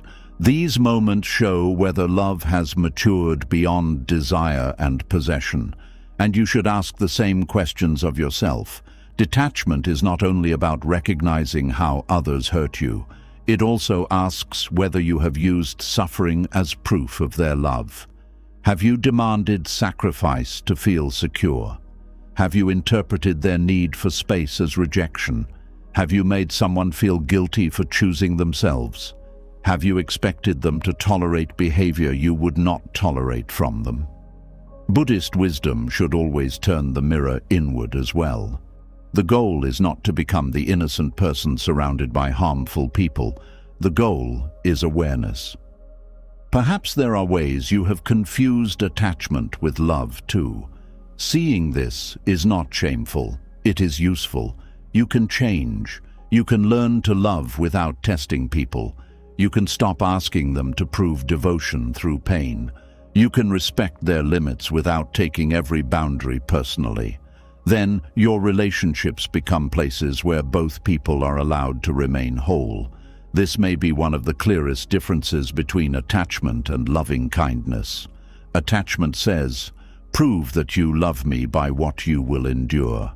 Loving kindness says, "I do not want my presence in your life to require the destruction of your peace." Attachment says, "Stay no matter what." Wisdom says, "Let us create something worth staying for." Attachment says, "If you leave, you never loved me." Detachment understands that sometimes leaving can coexist with love, because love is not always a command to remain close. Sometimes you can care about someone and still know that distance is necessary. Sometimes the most compassionate thought is not, "How much more can I take?" It is, "What would happen if I finally stopped treating my pain as the price of loving this person?" Sit with that question, not with anger, not with blame, with curiosity.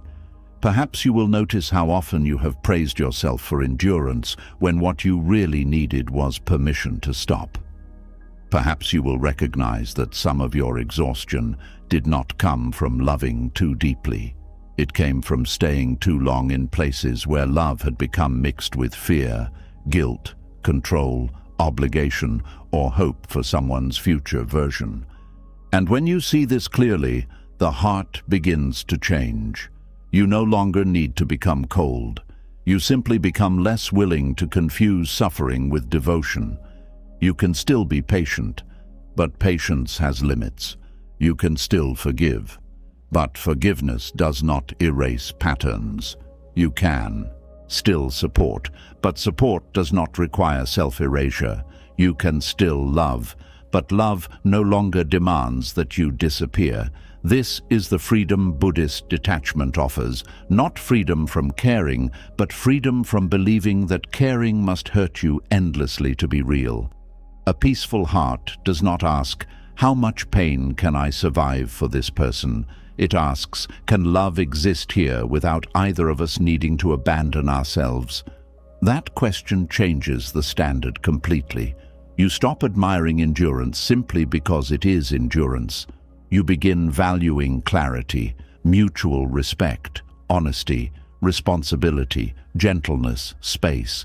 You recognize that sometimes the bravest act is staying and working through something difficult, and sometimes the bravest act is admitting that staying has become another way of betraying yourself. Only awareness can tell you which moment you are in.